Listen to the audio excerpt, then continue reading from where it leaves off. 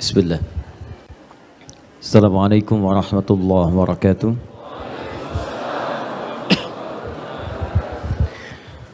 Alhamdulillahi rabbil alamin. Wassalatu wassalamu ala rasulillahil karim, an-nabiyil amin, sayyidina Muhammadin wa ala alihi wa sahbihi wa ummatihi ila yaumiddin. Amma ba'd, fa ya ibadallah, أوصي نفسي وإياكم بتقوى الله فقد فاز المتقون فلا تموتن إلا وأنتم مسلمون فقال تعالى يا أيها الذين آمنوا اتقوا الله حق تقاته ولا تموتن إلا وأنتم مسلمون. Saudara-saudariku dan pemirsa Akhir TV dimanapun Anda berada, Alhamdulillah kita awali dengan memuji Allah Subhanahu wa Ta'ala, bersyukur atas segala nikmat yang Allah anugerahkan pada kita sampai dengan pagi hari ini. Dan di antara nikmat terbesar adalah nikmat kita masih diberikan oleh Allah kekuatan untuk berislam sampai dengan hari ini. Karena itu, tipikal muslim yang baik tidak harus menguasai, memonopoli nikmat yang Allah berikan, tapi kita diminta oleh Allah untuk punya sifat saling berbagi. Termasuk ketika Allah berikan hidayah kepada kita untuk berislam, maka cara berbagi kita adalah dengan mendoakan saudara-saudari kita yang mungkin hadir di sekitaran kita, menjadi tetangga, teman di kantor, teman di kampus, di kehidupan sosial. Kita bermohon pada Allah Subhanahu wa Ta'ala, semoga yang belum mengambil hidayah Allah sampai dengan pagi hari ini dikuatkan, diyakinkan oleh Allah untuk memeluk Islam insyaAllah, dan dijaga sampai dengan kembali kepada Allah Subhanahu wa Ta'ala. Ya, dan ini saya anjurkan Bapak Ibu sekalian, dan tidak akan rugi insyaAllah.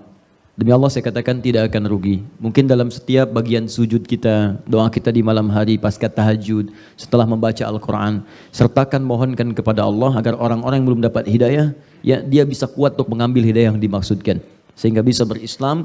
Kalau orang itu masuk Islam, minimal karena ikhtiar doa kita, maka semua pekerjaan kebaikan dia yang dia kerjakan pasca dia masuk Islam itu, kita mendapat bagiannya tanpa dikurangi sedikit pun. Jadi kalau dia sholat sampai dengan dia meninggal, kita dapat bagian sholatnya. Ya, kalau dia baca Al-Quran, kita dapat bagian dari pahalanya. Itu jelas hadisnya, ya jelas sekali. Ada misalnya di hadis Muslim, nomor hadis 1893, man dalla ala khair falahu ajruhu mithla ajri fa'ili min ghairi an yankusa min adrihi syai'. Siapa yang bisa menunjukkan pada satu kebaikan ataupun dia memfasilitasi, dia akan mendapat bagian yang sama dari yang mengerjakan tanpa dikurangi sedikit pun.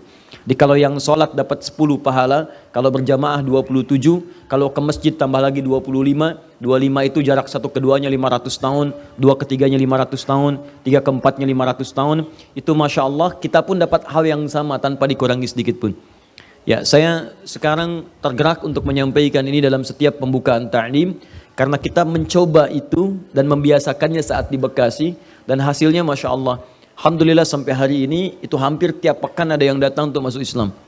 Ya, kadang di pertengahan malam, kadang-kadang ba'da isya, kadang-kadang pagi-pagi, ya kadang langsung ba'da subuh. Dari mantan preman Anda bayangkan, dari yang tadinya penipu, dari yang disebut oleh manusia orang baik, dari anak kecil, terakhir anak SMA datang, kan? Itu menurut saya itu sangat indah itu. Ya. Baik, dan yang kedua, semoga kajian kita hari ini diberikan kemudahan oleh Allah Subhanahu wa Ta'ala, ya, mudah untuk dipelajari, mudah untuk dipahami, dan yang penting mudah untuk diamalkan. Karena tujuan kita belajar adalah kita bisa mengamalkan apa yang kita pelajari. Karena itu ada ungkapan ulama, al-ilmu qabla al-amal, berilmu dulu sebelum beramal. Karena ada orang yang begitu semangat beramal, tapi karena tanpa ilmu jadi keliru amalnya. Memang semangat dia. Waktu sholat itu subuh sekarang, misal 4.34. Dia dari jam 4 sudah bangun Pak untuk nungguin subuh. Cuman begitu sholat subuh sayang 3 rakaat. Ya, karena dia tidak tahu berapa jumlah rakaat yang harus dikerjakan. Nah ini jadi persoalan. Ya, karena itu kita coba maksimalkan pertemuan hari ini dan semoga kita diberkahi oleh Allah Subhanahu wa Ta'ala. Baik, kita mulai dengan bersama-sama berusaha mengikhlaskan niat karena Allah.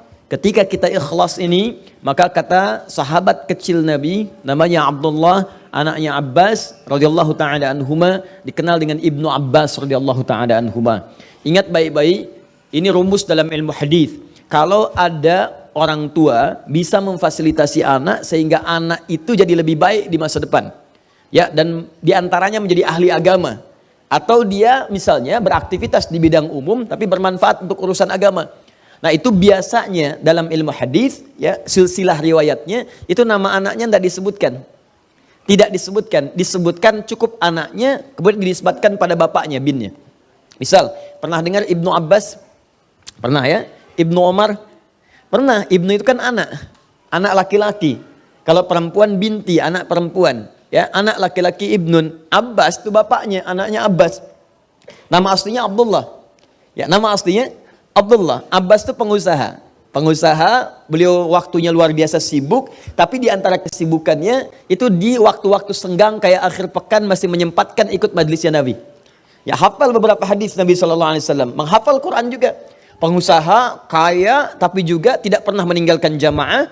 Ya, Masya Allah, kemudian juga bisa bersedekah dan bisa mampir ke majlis ilmu, menghafal Quran, menghafal hadis, komplit lah. Dunia dapat, akhirat dapat. Itu yang dimaksud dengan Rabbana atina fid dunya hasanah wa fil akhirati hasanah wa qina adzaban nar. Tapi beliau pun gak pengen rugi, semua anaknya mesti berhasil. Dan anaknya itu diberikan visi, mesti lebih hebat dibandingkan dengan orang tuanya.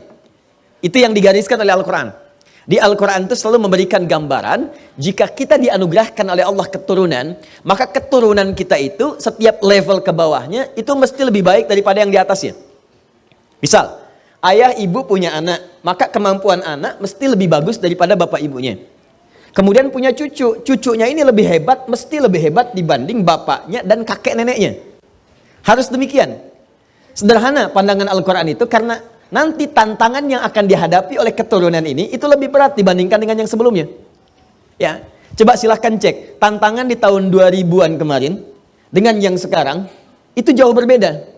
Mungkin pekerjaan bupati di 10 tahun lalu mungkin menjadi level camat pada saat sekarang. Ke depan menjadi pekerjaan lurah, ke depan jadi pekerjaan RT. Jadi levelnya naikkan. Ibu kenal dengan Imran? Oh. Ya. Imran punya istri namanya siapa? Hannah. Kalau Nabi Daud punya istri namanya siapa? Ibu Daud. Ya, Nabi Sulaiman punya istri namanya siapa? Ibu Leman. Baik. Ya terserah lah pokoknya. Nabi Isa punya istri namanya siapa? Enggak, karena Nabi Isa tidak pernah menikah. Oh kan? Baik. Saya tidak bermaksud menyebak, cuma harus cerdas ya. Ulang. Imran alaihissalam. Lihat ya, dan Allah memilihnya itu sangat luar biasa. Dipilihnya tuh bukan nabi. Coba, Imran tuh bukan nabi, bukan rasul. Supaya jadi prototipe yang sempurna untuk kita di kemudian hari. Dan kita tidak bisa mengelak dan gak ada yang bisa ngeles. Ya Allah, saya kan bukan nabi, bukan rasul. Kenapa saya dituntut begitu? Kata Allah, ini saya kasih contoh yang bukan nabi, yang bukan rasul. Sama kayak kamu. Kalau dia bisa, kenapa kamu tidak? Zaman dia Google belum ada, zaman dia Facebook belum ada, zaman dia WhatsApp tidak ada, zaman dia Instagram gak ada. Tapi dia bisa mencetak keturunan lebih hebat daripada kamu sekarang. Zaman kamu sekarang banyak, komplit alatnya, perlengkapannya sempurna. Kenapa kamu gak bisa lebih baik daripada dia? Menikah dengan Hannah, ya, melahirkan siapa? Maryam. Coba lihat, Maryam bukankah lebih baik dibandingkan dengan ibunya dan dengan ayahnya? Baik di sini dalam pengertian lebih dekat dengan Allah, lebih kualitasnya lebih dibandingkan orang tuanya. Di orang tuanya soleh, bapaknya soleh, ibunya solihah. Cuma bisa menghasilkan Maryam yang kualitasnya lebih baik dibanding orang tua. Sama-sama solihah dengan ibunya, cuma kadar kekuatan solihahnya lebih Maryam dibandingkan Hannah. Ya, kalau sederhananya begini, kalau ibunya hafal 10 juz, anaknya 30 juz. Jelas ya? Bapaknya hafal hadis 10, anaknya 100. Sama-sama soleh, penghafal Quran, penghafal hadis, cuma kualitas anak lebih. Ya, apa buktinya? Ibunya Maryam tidak pernah disebutkan namanya langsung dalam Al-Quran. Selalu istrinya Imran. Buka Quran surah ketiga, ayat ke-35, paling kiri pertengahan. Idh qalat imra'atu Imran, Rabbi inni nadhartu laka ma fi batni muharrara fataqabbal minni. Idh qalat imra'atu Imran, ketika istrinya Imran berdoa mohon kepada Allah. Selalu disebutkan istrinya Imran. Tapi ketika lahir anaknya langsung disebutkan namanya Maryam. Ayat 36-nya, wa inni sammaituha Maryam. Dan diabadikan dalam Al-Quran dengan namanya. Surah ke-19. Surah apa? Maryam. Ya, tidak ada surah Hannah dalam Al-Quran. Tapi bukan berarti ibunya tidak mulia, tidak. Karena setiap pahala yang didapatkan oleh anaknya, ibunya dapat bagiannya. Tuh, paham ya? Tapi anaknya disiapkan oleh ibunda dan ayahandanya lebih baik daripada orang tuanya. Karena tantangan di masa Maryam beda dengan tantangan di masa Imran dan Hannah. Begitu melahirkan, Maryam lahir. Maaf, yang lahir siapa? Isa alaihissalam. Isa. Begitu Isa terlahir, Allahu Akbar. Maryam bukan nabi, Maryam bukan rasul. Tapi ketika melahirkan, yang lahir anaknya nabi dan rasul. Coba lihat. Maryam lebih baik tingkatan daripada bapak ibunya. Dan Isa itu lebih bagus daripada ibu plus kakek neneknya. Ya, coba urutkan. Imran bukan nabi, bukan rasul. Hannah bukan nabi, bukan rasul. Mulia. Lahir Maryam. Maryam bukan nabi, bukan rasul. Lebih mulia dibanding bapak ibunya. Lahir lagi Isa. Isa lebih hebat dibandingkan Maryam, dibanding Hannah dan Imran. Isa nabi, Isa rasul. Demikianlah kita saat ini. Itu yang ditiru oleh para sahabat Nabi ketika diajarkan manhajnya oleh Nabi. Kalian tuh sekarang boleh beraktivitas, tapi anak-anak ciptakan lebih hebat. Karena masa depan mereka akan menghadapi tantangan lebih dahsyat dibandingkan dengan sekarang. Ya. Jadi jangan cuma panjang foto 10 tahun lalu begini, 10 tahun sekarang yang ditampilkan cuma berat badan. Dulu krempeng, sekarang agak gemukan. Dulu gondrong, sekarang rapi gitu. Apa yang didapatkan? Kalau cuma begitu kambing juga bisa. Kambing dulu kecil, kambing 10 tahun lagi muncul. Ya, apa bedanya gitu? Paham ya? Mesti ada perbedaan. Nah, pola seperti ini kemudian diajarkan oleh Rasulullah SAW kepada para sahabat, dan itu direspon oleh semua kalangan sahabat. Jadi diantaranya adalah Abbas menginvestasikan radhiyallahu taala anhu anak-anaknya. Di kalau yang sudah agak dewasa, oh ini mungkin ke majelis ilmunya barangkali nggak akan banyak menyerap di sebagian, maka dikhidmatkan kepada Nabi SAW untuk membantu aktivitas kehidupan Nabi yang lebih kuat, seperti Fudail. Nah, nanti Fudail ini orang nggak banyak tahu tentang keutamaan sahabat Fudail radhiyallahu taala anhu. Itulah orang yang nanti sampai akhir hayatnya Nabi membawakan bejana air wudhunya Nabi sebelum wafat di pangkuan Sayyidah Aisyah. Ya, kan di riwayatnya beliau berwudhu dulu kan? Ya, kemudian setelah itu minta untuk salat, kemudian wafat di pangkuan Sayyidah Aisyah kan? Baik, di samping siapa yang ngambilkan air wudhunya? Fudail. Tapi ada anak kecil yang sejak usia dini langsung diinvestasikan oleh ayahandanya untuk hadir di majlis Nabi. Dibawa, simpan. Ya karena memang keponakannya Nabi, kadang-kadang main, bapaknya tinggal beraktivitas, anaknya main. Ya di majlis ilmu itu merangkak, kadang Nabi datangi, kadang didoakan, kadang dipeluk, sehingga tumbuh kecintaan kepada Nabi. Ya anak-anak itu sederhana, mereka masih kosong. Tergantung Anda mau isi dengan apa. Anda dekatkan dengan ulama, maka dia akan dapatkan bagian faidahnya. Anda dekatkan dengan tukang minyak wangi, dia dapatkan bagian dari wanginya. Tapi Anda dekatkan dengan bagian-bagian maksiat, maka dia akan hafalkan setiap detik dan rumusan-rumusan maksiat itu. Maka isi dengan yang terbaik, sehingga cinta dengan semua itu. Maka ketika Nabi wafat SAW, usia Abdullah kecil masih 13 tahun. Ya, bapaknya hafal 200 hadis saat itu, Abdullahnya hafal 2000 hadis. 10 kali lipat. 10 kali lipat. Jadi dalam mainnya, dengarnya, merangkaknya, macam-macamnya itu mendengar. Karena itu sering saya katakan kalau ada anak-anak masih dini itu pasti cuma 2 yang berfungsi maksimal. Kalau enggak penglihatan, itu pendengaran. Makanya saat di rumah isi dengan informasi yang terbaik, perdengarkan Quran, bicara yang baik-baik. Kalau ada masalah jangan berdebat di depan anak, karena semua kata-kata ditangkap semua. Ya, jadi anak saya pernah satu kali main. Ya, tiba-tiba dia main, dia melihat orang yang bercanda mengeluarkan sebuah kalimat. Ya, dia katakan, "Excuse me bos," katanya kan. Nah, ditangkap sama anak ini. Pulang sampai ke rumah, saya datang, "Assalamualaikum." "Waalaikumsalam." "Excuse me bos," katanya. Lah itu nanya, "Apa itu artinya Bu ya?" katanya. Jadi semua masuk.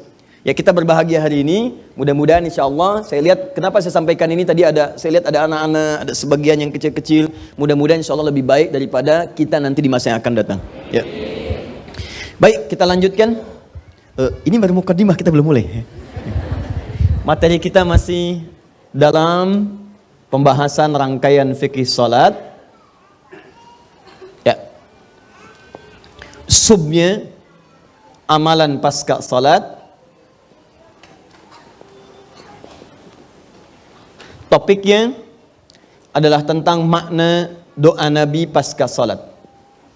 Makna doa Nabi sallallahu alaihi wasallam pasca salat. Dalilnya, ya pakai dalil ya, supaya kita punya argumentasi di mana ditemukan hadis riwayat Ibnu Majah Nomor hadis 925. Bunyinya sudah kita bacakan dulu bersama dan sudah kita tuliskan. Mohon yang baru bergabung untuk nanti menyimak kembali di kajian akhir supaya nanti bisa ada kesinambungan dari situ.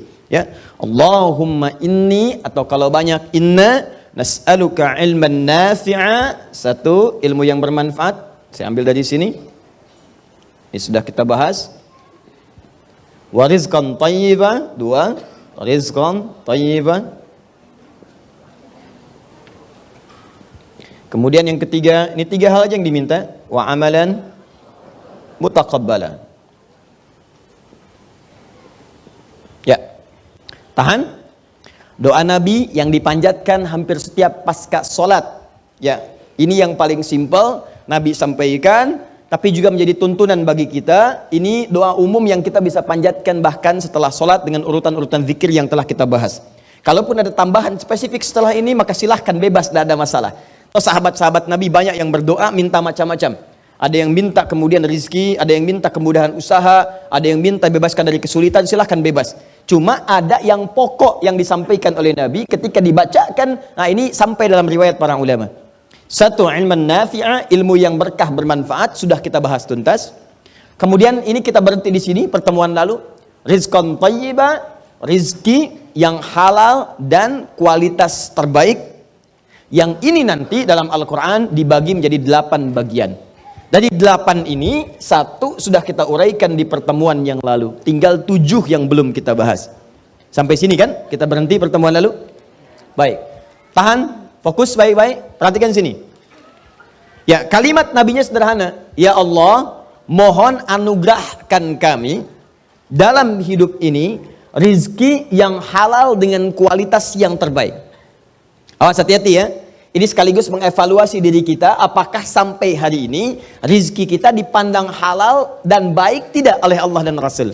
Jangan-jangan kita menduganya halal dan baik, tapi tidak masuk kualifikasi halal dan baik menurut Allah. Rugi kita. Ya, menurut kita ini sudah yang terbaik, kata Nabi ini belum baik. Maka dari itu kita duduk pada pagi hari ini untuk mengevaluasi apa yang kita dapatkan, apakah sudah baik dan halal. Dan yang kedua, bagaimana cara mendapatkan itu secara cepat. Ya, kita harus minta pada Allah, ya Allah saya ini beriman. Orang tidak beriman dapat rizki, binatang dapat rizki, yang melata pun dapat rizki. Sudah kita bahas pertemuan lalu. Ya, selevel cicak dapat rizki, cuman merayap di dinding nyamuk datang. Ya kan, masih ingat yang kemarin? Yang sudah hap gitu kan, saya masih ingat sebelah sini. Ya, baik. Jadi binatang aja dapat, nyamuk dapat, cicak dapat.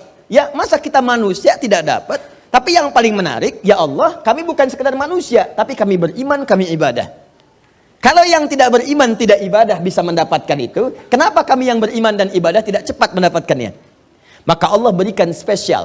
Ada 8 jenis. Yang 7 jenisnya, itu hanya diberikan pada yang beriman saja. Kalau dia kerjakan itu semua, maka Allah akan percepat rizkinya. Bahkan tanpa sadar dilipat gandakan dengan kualitas yang sangat luar biasa. Itulah yang coba kita turunkan pada kesempatan pagi hari ini. Yang halal sudah kita uraikan, yang thayyib sudah kita bahas pertemuan lalu. Sekarang kita akan ambil rumus Al-Quran, cara cepat mendapatkan rezeki yang berlimpah. Nah, sekarang materinya turunan dari sini, ragam rezeki dalam Al-Quran.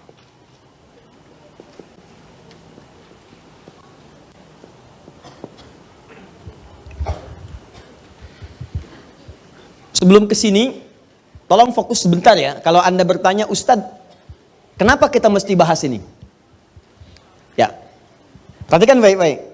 Saya sering katakan di setiap pertemuan, sifat doa itu selalu bersanding dengan ikhtiar. Di doa nggak bisa berdiri sendiri, mesti ada ikhtiarnya untuk mewujudkan itu. Misal, kembali kepada Maryam tadi. Maryam, Imran, Hannah. Ibunya Maryam kan berdoa sejak dalam kandungan. Ya, di Quran surah 3 ayat 35 tadi. Ya Allah, saya bernazar, saya mohon jadikan anak saya ini anak yang solihah. Dekat denganmu, bisa menjaga diri, bebas dari pergaulan yang buruk. Nah, apakah cukup dengan berdoa kemudian lantas seketika dikabulkan? Tidak. Ternyata pengabulan dari Allah itu akan dipercepat dan diterima dengan mudah jika disandingkan doa itu dengan ikhtiar. Maka ibunya kemudian setelah berdoa itu dengan suaminya langsung kompak. Berikan nama yang sesuai dengan doanya. Karena itu sering saya katakan, kalau Anda bermohon ingin sesuatu, maka terhadap anak, berikan nama sesuai dengan harapannya. Saya pengen anak saya jadi paham Quran misalnya di kemudian hari, maka berikan nama Muhammad Fahimul Quran. Saya pengen misalnya anak saya yang perempuan ini dicintai oleh Nabi, maka berikan nama misalnya Aisyah Habibatul Mustafa. Aisyah seorang yang dicintai oleh Nabi Sallallahu Alaihi Wasallam. Jadi begitu Anda kemudian mendapatkan harapan itu, sematkan lewat nama. Persis seperti Imran dengan Hana menginginkan anaknya iffah, baik, bebas kemudian dari hal-hal yang buruk, dijaga di lingkungannya. Nama yang sesuai dengan harapan itu Maryam namanya. Makanya kata ibunya, wa inni sammaituha Maryam. Berlindung kepada Allah dari godaan setan. Wa inni u'idzuha bika wa dzurriyyataha minasyaitonir rajim. Carikan guru yang baik. Sebab kalau cuma berlindung kepada Allah dari setan, tapi kalau nggak diasuh, nggak diajarin, nggak dijaga, tetap juga kemudian diganggu. Maka dicarikan guru namanya Zakaria, ya, alaihi salam. Tempatkan di tempat yang baik, yang kira-kira fokus untuk ibadah, dibuatkan mihrab. Demikian Anda, anak pengen hafal Quran, tidak cukup dengan bangun malam berdoa. Ya Allah, jadikan anak saya penghafal Quran. Tapi Anda sekolahkan di tempat yang tidak pernah belajar Quran, ya bagaimana bisa hafal? Maka sandingkan dengan ikhtiar, carikan sekolah yang bisa mengajarkan dia Quran. Matematikanya bagus, fisikanya oke, tapi Qurannya pun diajarkan. Diajarkan adab, diajarkan sholat, itu yang dimaksudkan ikhtiar. Nabi membimbing kita, berikan rizki yang halal dan baik. Ikhtiarnya bagaimana? Jelas ya? Inilah yang kita turunkan, sudah kita bahas kemudian. Di antara ragam ini ada 8 jenis. Jenis yang pertama sudah kita uraikan, yang standar untuk dicari. Sekarang kita masuk pada kategori yang istimewa untuk mendapatkannya. Yang istimewa. Saya jadikan 2 dulu karena 1 sudah dibahas. Paham sampai di sini? Baik. Yuk, ambil dalilnya dulu. 1. Quran surah ke-14 ayat ke-7. Dah? Dari sini kita bagi-bagi contoh. Contohnya kita turunkan. Kalau bentuknya terkait dengan ketenangan, kenyamanan hidup, maka kita ambil dulu contoh dari mata, Quran surah ke-24 ayat 30 sampai 31. Kita ambil dari lisan, Quran surah ke-49 ayat 11 sampai dengan 12. Kita ambil langsung ke kaki aja biar cepat. Quran surah ke-25 ayat 63. Ditambah lagi sedikit, Quran surah ke-31 ayat 18. Kalau kaitannya dengan harta, materi, ingin nambah lagi, nambah lagi, nambah lagi, nambah lagi. Tapi nambahnya bukan sekedar harapan. Nambah yang ada nilainya, berkah manfaatnya. Kan ada orang yang cuma nambah tapi nggak kepake. Silahkan cek. Ada orang cuma nambah aja, ngoleksi aja. Koleksi pakaian, dibuka lemari pakaiannya. Tapi cuma buat ditonton aja. Lihat, dipakai enggak? Kasihan. Ada yang koleksi kendaraan, motor, dilihat. Motornya ini, motornya ini. Cuma buat bangga aja. Bangga, lihat. Udah itu, udah aja. Dan fungsinya nggak ada. Kan yang sesuatu yang bermanfaat itu, fungsi yang telah didapatkan dari benda itu tergunakan. Apa fungsinya gelas? Menampung air. Buat apa? Buat diminum. Buka tutupnya, duduk, ambil dengan tangan kanan, baca bismillah, minum, haus hilang. Kalau Anda cuma beli gelas buat dilihatin, ya begini. Ya bagaimana bisa hilang hausnya? Yang paling aneh, gelasnya ada, minumnya pakai gayung. Kenapa nggak dipakai gelasnya? Sayang, ini kan koleksi. Susah hidup. Ya. Demikian beli mobil, pasang lagi. Dan yang paling menarik, nggak pernah dipakai, cuman buat dilihat ya. Paling-paling dipanasin tengah malam, balapan masuk taksi. Capek. Jelas ya? Nah sekarang yang paling menarik, hartanya bertambah tapi manfaatnya banyak. Kayak Sayyidina Utsman bin Affan radhiyallahu taala anhu. Nambah terus tuh. Nambah. Tapi enak kepakai ya. Ya ada yang jadi kemudian kebun. Siapa yang mau ngambil buahnya tinggal ngambil. Jadi ngelihatnya itu enak. Ada manfaatnya, begitu manfaat terlihat itu nyaman, hati tenang. Ada sumur yang haus tinggal ngambil airnya nggak habis-habis. Ya. Abdurrahman bin Auf dapat Pak satu masa sampai heboh Madinah. Duk. Ini suara apa ini? Begitu keluar orang 600 kafilah, bayangkan. 600 ontak penuh dengan mutiara, emas, barang-barang mewah. Kalau sekarang datang truk, setiap truknya membawa ada berlian, ada emas, ya ada macam-macam. Udang enggak, takut kepatil. Jadi iya kan bahaya tuh kalau kena itu. Jadi kenapa? Emas, berlian, perak, macam-macam. Bayangkan 600. Tapi yang paling menarik tuh begini, bukan untuk koleksian.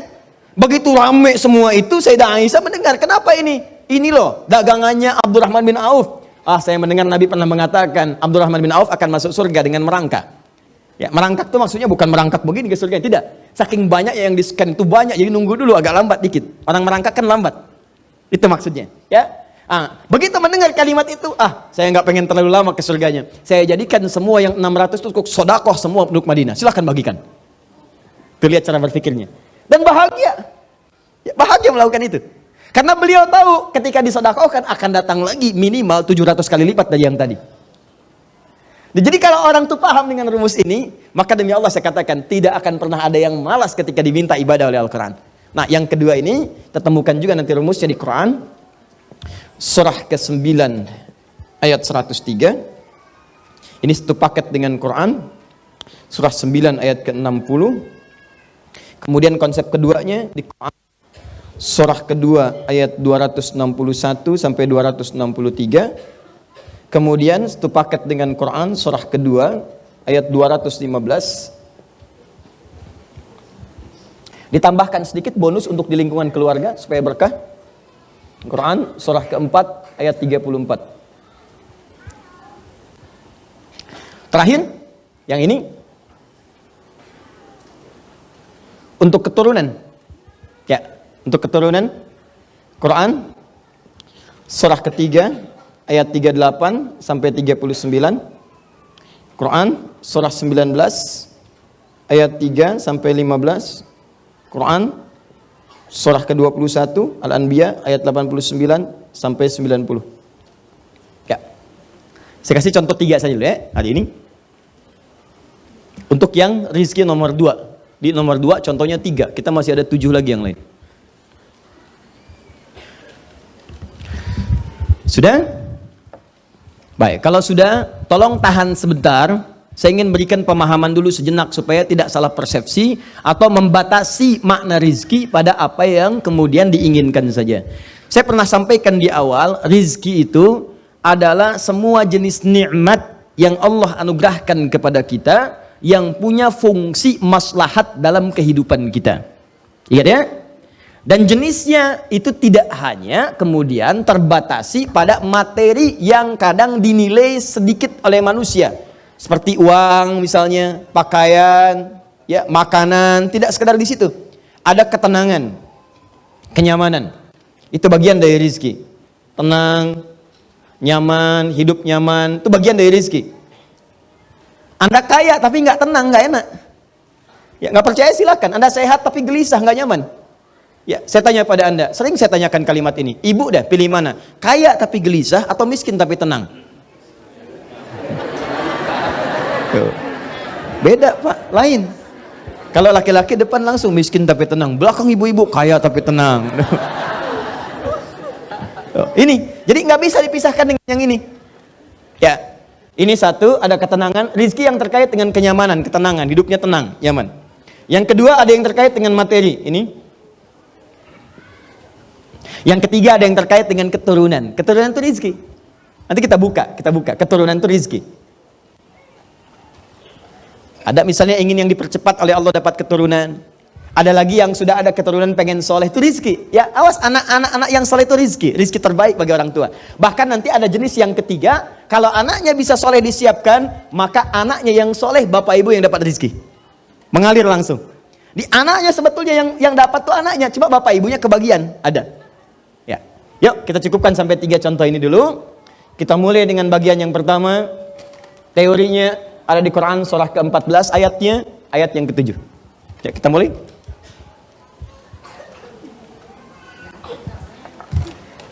Fokus, hati-hati. Saya hapus dulu yang ini, boleh ya? Baik, saya tuliskan ayatnya. Insya Allah kita hafal ayatnya. Coba barangkali tempatnya belum sempat dilihat.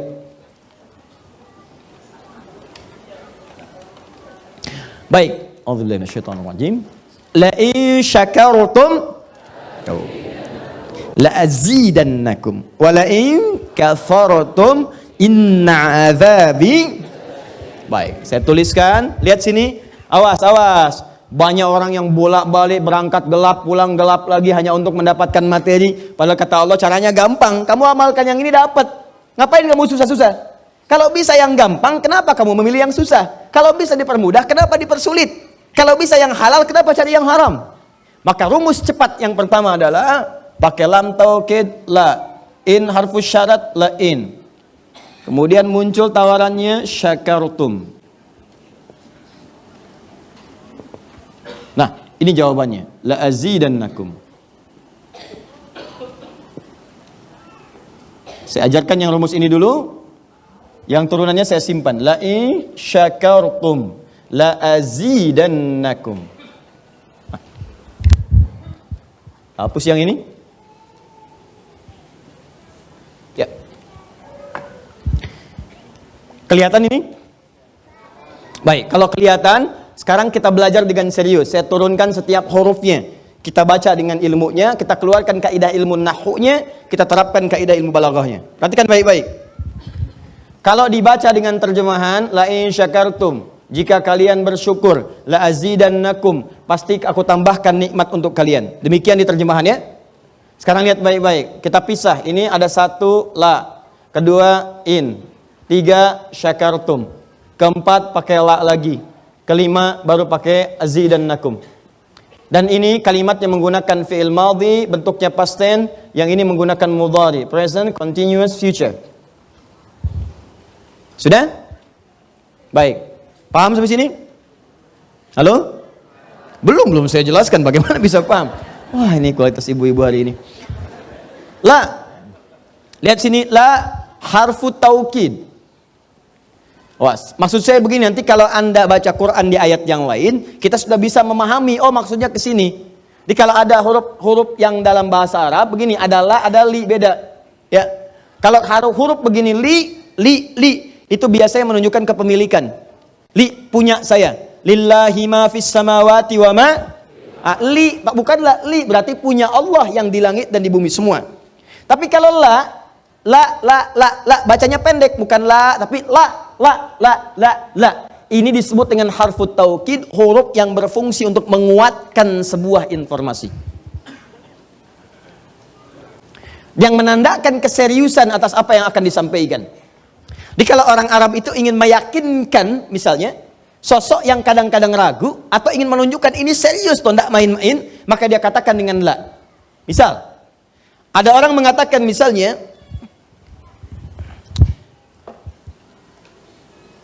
Hakim Jakarta ya'ti sa'ah tasyah. Gubernur Jakarta insya Allah akan datang ke masjid ini jam 9. Baik. Contoh, ingat ya. Nah, ragu orang, oh masa sih? Beliau kan ada acara, sibuk, begini. Maka untuk memastikan menunjukkan serius, dan ini benar-benar sudah diatur misalnya, maka dia menggunakan la di depannya.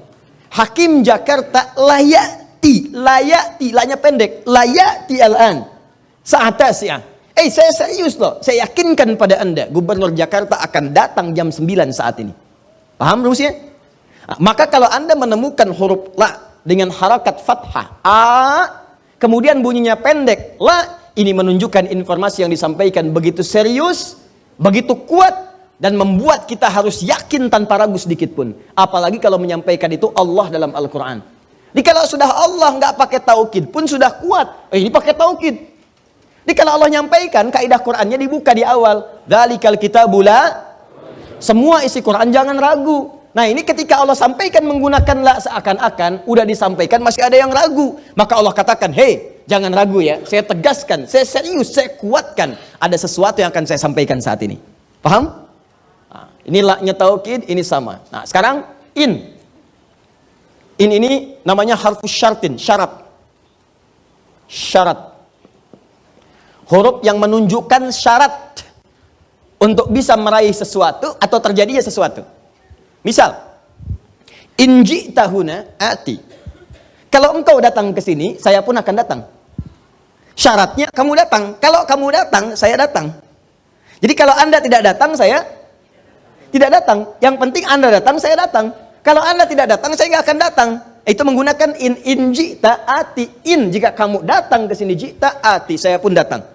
Nah, dalam Quran, dalam hadis, jika Anda menunjukkan dan menemukan kemudian dalam ayat atau hadis, yarhamkallah, jika Anda menemukan dalam ayat atau hadis kalimat yang dibuka dengan in, maka ini menunjukkan ada syarat untuk meraih apa yang akan disampaikan. Jelas? Tidak semua akan mendapatkannya kecuali terpenuhi syaratnya. Paham?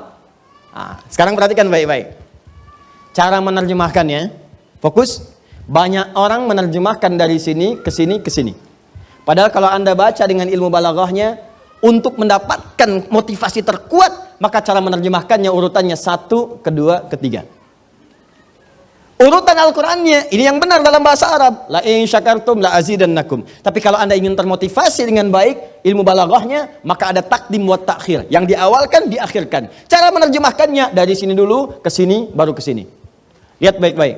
Kata Allah, la in syakartum la azidannakum. Cara menerjemahkannya dari sini dulu, lihat baik-baik. Hei, saya akan sampaikan informasi kepadamu ya. Saya serius, tidak main-main. La azidannakum. Saya akan pasti tambah terus, tambah terus, tambah terus kepada kalian nikmat yang sekarang kalian dapatkan. Jadi kalau Anda sekarang sedang mendapatkan nikmat ketenangan, kata Allah, saya akan tambah ketenangan itu tanpa berhenti. Karena kalimatnya menggunakan mudhari, present, continuous, future. Sekarang saya berikan tenang, nanti kamu akan lebih tenang lagi, nanti lebih tenang lagi, sampai future, sampai hari kiamat lebih tenang lagi. Dan yang paling hebat, rumus present, continuous, dan future, ini kalau diaplikasikan ke rumus Quran, ini dunia, sampai ke alam kubur, sampai ke akhirat. Ada orang yang sampai di dunianya, ke kuburnya, sampai ke akhirat, terus diberikan oleh Allah rizki melimpah. Allahu Akbar. Nanti saya turunkan ayatnya. Ya, ada dunianya dapat, alam kuburnya mana? Ya Ustaz. Oke, saya tuliskan. Buka Quran surah ketiga Ali Imran ayat 169 sampai 171. Contoh dulu. Kemudian sampai dengan ke akhiratnya lebih banyak lagi. Ya, lebih banyak lagi. Ada yang kemudian ke surganya dengan keluarga besarnya. Quran surah 13 ayat 23 sampai dengan 24. Ada yang langsung dapat seluas langit dan bumi. Quran surah ketiga ayat 133 sampai 134. Ada yang kemudian di taman surga. Quran surah ke-51 ayat 15 sampai dengan 23. Ada yang kemudian surganya Firdaus. Quran surah ke-23 ayat yang 1 sampai dengan ayat ke-9. Ada yang surganya itu teman-teman di surga seperti biasa, tapi semua yang pengen ada. Yang paling hebat itu, ada yang di dunianya pengen sesuatu, nggak kedapatan, tiba-tiba meninggal. Misal Anda mau lewat sini tuh, ada yang jualan somai.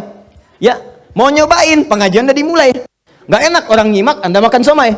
Ya, makanya orang ini langsung ke pengajian. Begitu keluar pengajian, mau beli habis. Ya Allah habis. Begitu bilang, ya Allah habis, meninggal. Ya, misal.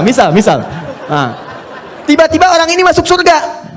Ya, karena di pengajian sempat tobat, keluar dapat pahala. Begitu meninggal langsung ke kontan dibayar. Ya, dapat sesuatu. Begitu kemudian dapat masuk surga. Gimana surganya? Ada yang paling menarik. Ada yang masuk surga kelasnya istimewa. Quran surah kedua ayat 25, paling kanan sebelah atas. Ya, wabasyiril ladzina amanu wa 'amilus solihati anna lahum jannatin tajri min tahtihal anhar. Kullama ruziqu minha min thamarati rizqa qalu hadzal ladzi ruziqna min qabl. Yang paling menarik wa utubihi mutasyabiha. Ketika dia masuk ke dalam surga, ada yang kepikiran nikmat dunia yang belum dia dapatkan.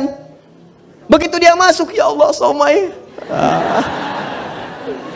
Wa utubihi mutasyabiha, muncul persis seperti apa yang dia bayangkan dulu. Sling. Wah. Alhamdulillah. Ya Allah, kenapa dulu nggak banyak lain lagi yang dipikirkan, ya Allah? Itu istimewa. Nah, ini sampai dengan ke akhirat. Bagaimana cara meraihnya? Yuk kita cepat turunkan ke sini, ya. Kita jangan bicara surga dulu, kita masih di dunia, ya. Hisab aja belum lewat. Ya. Mau cepat ke surga? Masya Allah. Caranya cepat meninggal. Ya. Dah, yuk mulai. 1. Kita mulai. Ini ya. Kata Allah, saya pasti akan tambah terus nikmat pada satu golongan hamba. Tambah lagi. Kalau bentuknya materi, nggak pernah berhenti tuh. Seperti yang Utsman dapat, Abdurrahman bin Auf dapat, Tamim Ad-Dari dapat. Kalau bentuknya ketenangan, tenang terus. Kalau bentuknya keturunannya itu terus begitu lahir soleh lagi. Lahir soleh lagi. Seperti Nabi Ibrahim, Ya, dari dua sisi kan begitu. Dari Sayyidah Sarah lahir Ishak, turun Yakub. Dari Yakub turun Yusuf. Dari Yusuf terus sampai ke Daud, sampai ke Sulaiman, sampai sebelumnya ada Musa, sampai ke Nabi Isa. Dari Nabi Ismail sampai ke Nabi Muhammad SAW. Semuanya bagus. Baik. Seperti Imran, kalau manusia biasa. Ada Maryam, ada Isa ke bawah dan seterusnya. Jelas ya? Nah, caranya apa? Ini kuncinya. Syakartum. Ini amalannya. Syukur. Syaratnya, ini harus syartin. Lihat baik-baik. Kata Allah, saya pasti akan tambahkan terus kepada kalian semua nikmat yang kalian dapatkan sekarang sampai kalian bahkan merasa puas. Wala saufa yu'tika rabbuka fatarda, sampai puas.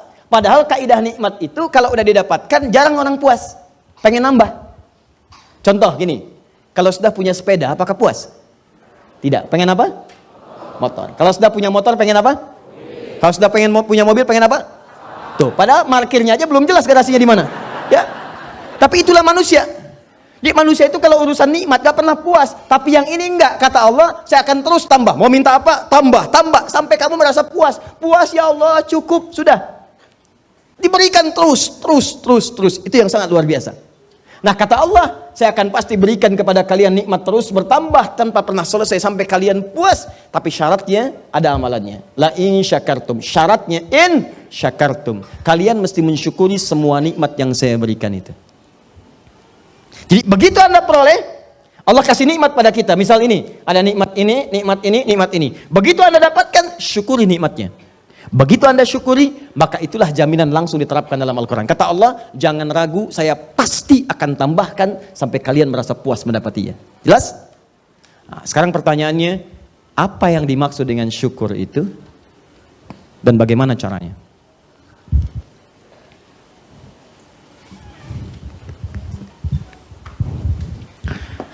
Syukur. Awas, hati-hati, awas ya. Fokus. Dikalaupun nama Anda syukur, tapi tidak mengamalkan ini, nggak dapat. Nah, Anda jauh-jauh sampai dengan ke Sumatera sana, makan sate mau syukur, ya. Wah, supaya dapat ini belum tentu. Syukur adalah ungkapan kebahagiaan dan terima kasih atas nikmat yang diperoleh, ungkapan kebahagiaan dan terima kasih atas nikmat yang diperoleh dengan cara menggunakan nikmat itu,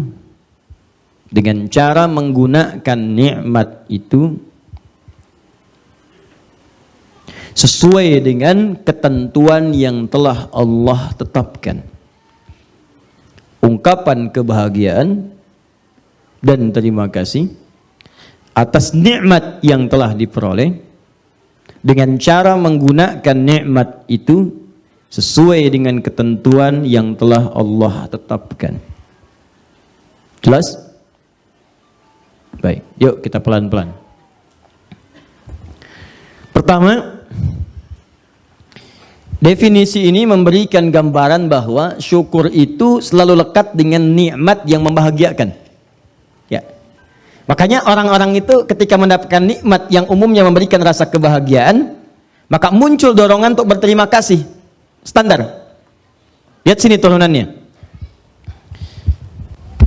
Syukur kaitannya dengan nikmat. Begitu dapat, bukankah orang ketika mendapatkan nikmat tertentu merasa bahagia? Ya, promosi jabatan, bahagia. Wisuda untuk anak kampus, bahagia. Menikah, bagi yang kemudian masuk ke jenjang pernikahan, bahagia. Punya keturunan, bahagia, kan? Dan pasti udah fitrah di kalangan manusia, sudah fitrahnya. Begitu seseorang merasa bahagia dengan satu penerimaan dari pemberian, dia pasti akan menyusulnya dengan ungkapan terima kasih. Gak percaya silakan. Anda diberi sesuatu, kemudian Anda bahagia, bukankah respek Anda mengatakan langsung terima kasih ya? Gitu kan? Nah, sekarang saya mau tanya pada Anda sebentar. Kalau kita ingat dengan baik-baik, kita renungkan, semua pemberian nikmat itu sumbernya dari mana? Allah. Hanya Allah titipkan melalui tangan manusia tertentu untuk sampai kepada kita. Cuma kalau kita telusuri sumbernya semua kan dari Allah.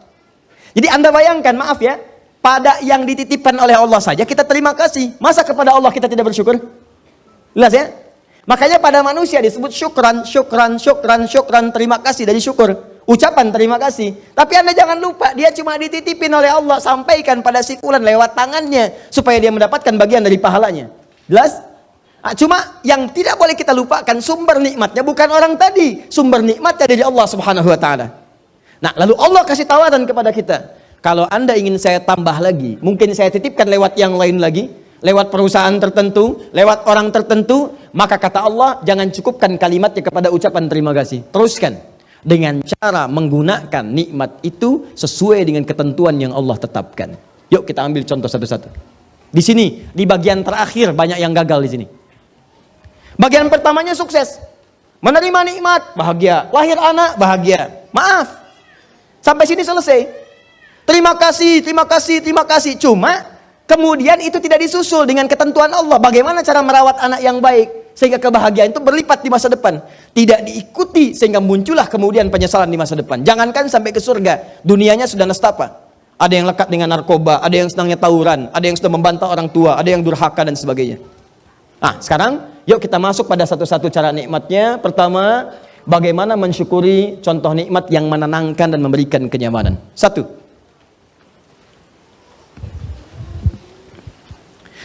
kita mulai dari tubuh dulu ya.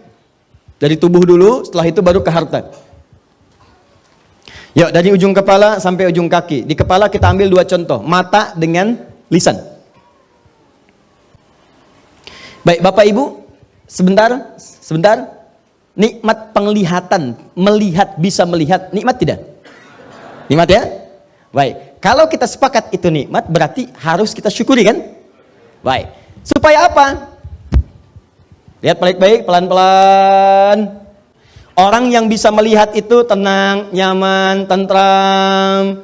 Ketika mati, lampunya padam, mulai sibuk, mulai gelisah, nyari sendal di pengajian bahkan bisa tertukar, ya. Nyari barang tidak kelihatan, nyari handphone harus dinyalakan dulu macam-macam, nyari mushaf juga tidak nampak terlihat. Begitu kelihatan, cahaya dipantulkan, lewat masuk ke mata, alhamdulillah jadi tenang lagi. Baik, yang paling menarik adalah, nah ini dia poinnya. Bagaimana mensyukuri nikmat mata itu, sehingga kenikmatan pada pandangan itu selalu Allah berikan sampai dengan masuk ke hari kiamat. Dan puncaknya adalah, orang-orang yang bisa mensyukuri nikmat pandangan ini, di hari kiamat dia diberikan kenikmatan yang paling tinggi pada pandangannya. Dia bisa memandang Allah langsung tanpa hijab. Itu nanti ada di Quran surah ke-75 ayat 22 sampai 23. Quran surah ke-75 ayat 22 sampai 23. Paling kiri sebelah atas. Wujuhu yawma idzin nadhirah. Di hari kiamat itu nanti ada yang wajahnya pancar gembira luar biasa, terpancar kegembiraan. Bukan karena masuk surganya, karena yang lain pun masuk surga. Tapi yang ini ila rabbiha nadhirah, karena dia bisa melihat Rabbnya langsung tanpa hijab seketika. Itu diantara kenikmatan terbesarnya. Baik, pelan-pelan. Yuk kita bahagia, kita bisa melihat dengan baik, kita bisa menatap.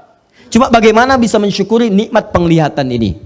Maka buka Quran surah ke-24 ayat 30 sampai 31. Itu aturan Allahnya. Sudah? Quran surah ke-24 An-Nur ayat 30 untuk laki-laki, ayat 31 untuk perempuan. Saya mulai dari ayat 30. Qul lil mu'minina yaghuddu min absarihim. Katakan pada pria-pria yang merasa beriman kepada Allah, tahan, gunakan pandangannya itu untuk melihat yang baik-baik saja. Ghaddul basar itu memalingkan dari yang tidak baik. Kalau dipalingkan dari yang tidak baik, pengertian terbaliknya kan hanya boleh melihat yang baik ya. Baik, maka kata Allah, bahasa cepatnya, gunakan mata itu hanya untuk melihat yang baik-baik saja. Jika Anda gunakan, sederhana ya, jika Anda gunakan mata ini untuk memandang yang baik menurut Allah saja, ini baik pandang, ini nggak baik palingkan, maka Allah akan jamin mata itu akan Allah berikan keberkahan, mendapatkan ketentraman dengan pandangan itu sampai dengan hari kiamat. Saya ulang ya, saya ulang.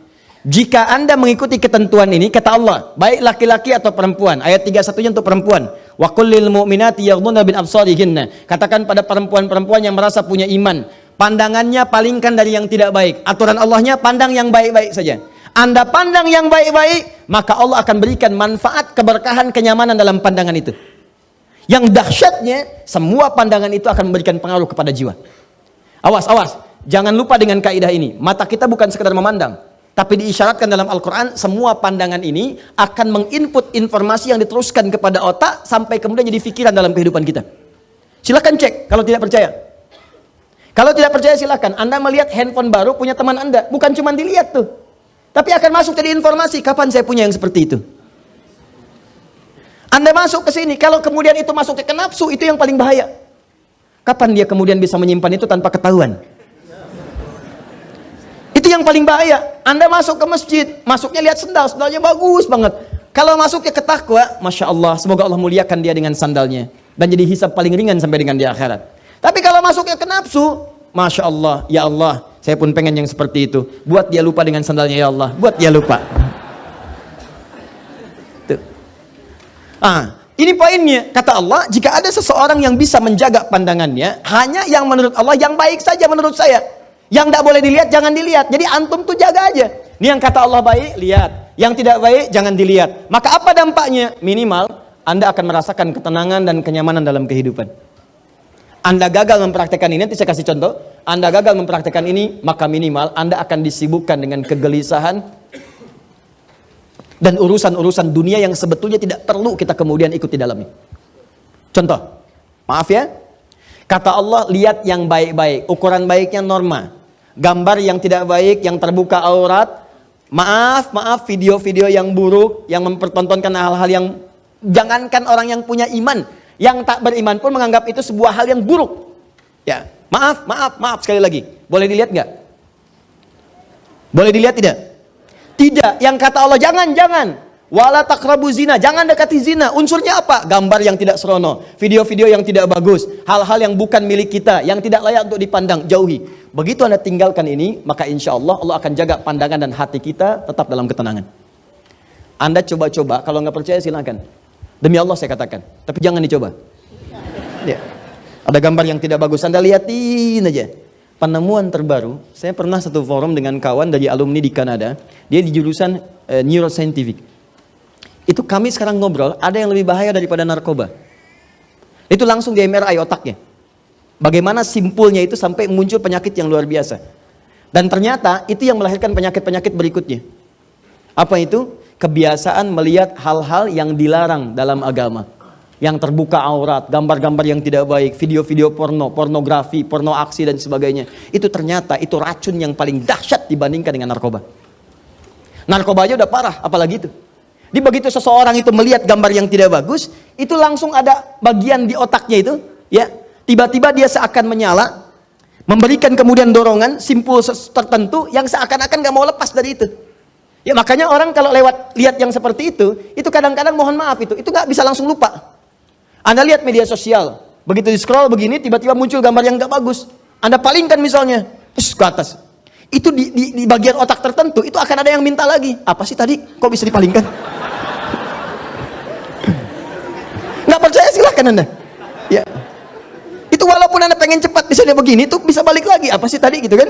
Itu kalau imannya nggak bagus, rumus ini nanti kita nggak pakai nih, rumusnya nggak pakai, itu bisa begini.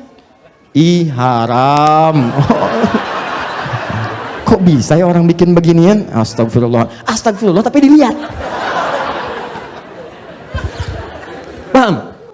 Nah itu kalau nanti dia terbiasa begitu, masuk ke otaknya, maka itu yang nanti akan melahirkan penyakit berikutnya. Apa itu? Bukan hanya hal-hal yang buruk yang kemudian kita bisa bayangkan. Yang paling dahsyat yang tidak banyak orang tahu. Itu nanti jembatan menuju perbuatan LGBT. Itu diantara analisis beliau. Kita pernah hadir di satu forum pengajian, teman-teman. Tiba-tiba begitu kami terangkan, ya beliau terangkan secara ilmiah, saya bahas ayat Qur'annya, kita jelaskan baik-baik keseluruhannya, apa yang terjadi, demi Allah saya katakan. Begitu selesai pengajian, tiba-tiba 1, 2, 3 sub pertama, ternyata itu pelaku. Langsung cerita. Kita bantu, kita obati. Ya bukan diekspos, kita obati. obati pelan-pelan, diberikan dorongan, apa penyebabnya, ini dan sebagainya. Bahkan ada juga, maaf, yang menginspeksi penghafal Al-Quran. Tuh, Anda bayangkan. Ada yang masuk ke situ. Nanti lain waktu kita bahas ya. Jadi tolong jaga ini, ya ibu, bu, tolong di rumah tuh, ya anak-anak apa yang dilihat oleh mereka. Sekarang banyak film-film masuk kemudian tidak terkontrol, YouTube, lewat media sosial, lewat handphone, ya begitu dia buka, Anda kontrol nggak? Apa yang dia lihat? Dan itu yang jadi perilaku. Itu yang paling bahaya. Makanya orang-orang yang terbiasa melihat yang baik-baik, kata Allah tuh, lihat yang baik-baik, orang ke pengajian, lihat masjid, lihat acara yang baik, lihat misalnya kalau ada kartun tuh anak kartun yang baik-baik. Sekarang muncul banyak tayangan yang bagus-bagus. Untuk orang dewasa lihat yang baik-baik. Kalau Anda membiasakan yang baik-baik yang terlihat, itu ketenangan yang hadir di jiwa. Kalau nggak percaya, nih coba Pak ya. Antum jadikan satu anak aja di rumah sebagai penghafal Quran. Dan pilih anak yang paling kecil. Misal yang 3 tahun, 4 tahun. Gak usah banyak-banyak yang diajarin. Ajarin aja surat Al-Ikhlas. Qul huwallahu ahad. Demi Allah saya katakan, Anda pulang dari kantor, capek, banyak pekerjaan, luar biasa dahsyat. Begitu Anda buka pintu kamar, tiba-tiba anak kecil itu sedang mengulang surat Al-Ikhlas. Qul huwallahu ahad, Allahus samad. Dan Anda melihat pemandangan itu. Demi Allah saya katakan, akan hadir ketenangan dalam jiwa Anda. Coba baru lihat tuh. Dia orang-orang yang biasakan melihat yang baik-baik, yang menenteramkan, lihat orang-orang soleh. Ya dulu di zaman para orang-orang soleh, sahabat, zaman tabi'in, termasuk zaman para salafus soleh, para ulama, imam mazhab yang 4, itu ada di antara orang yang datang ke majelis ilmu, cuman pengen lihat syekhnya aja. Dan yang dilihat tuh bukan dengan penglihatan yang buruk, bukan. Jadi ada orang-orang yang kalau ngelihat wajah ulama itu jadi tenang hatinya. Ya, jadi kalau ada hatinya sedang qaswah, sedang keras, cuma datang lihat ulama ini balik lagi. Ingat gitu ya, ingat wafat, ingat neraka, ingat surga, ingat macam-macam. Cuman datang, cuman lihat aja. Ngapain kesini? Cuman pengen lihat gitu. Ya. Sekarang juga ada yang begitu. Cuman hasilnya nggak jelas. Jelas ya? Satu. Makanya aplikasi paling gampangnya, tolong, jangan pernah melihat sesuatu yang tidak dibenarkan. Anda masuk ke kantor, proyek Anda lihat, proyek orang jangan.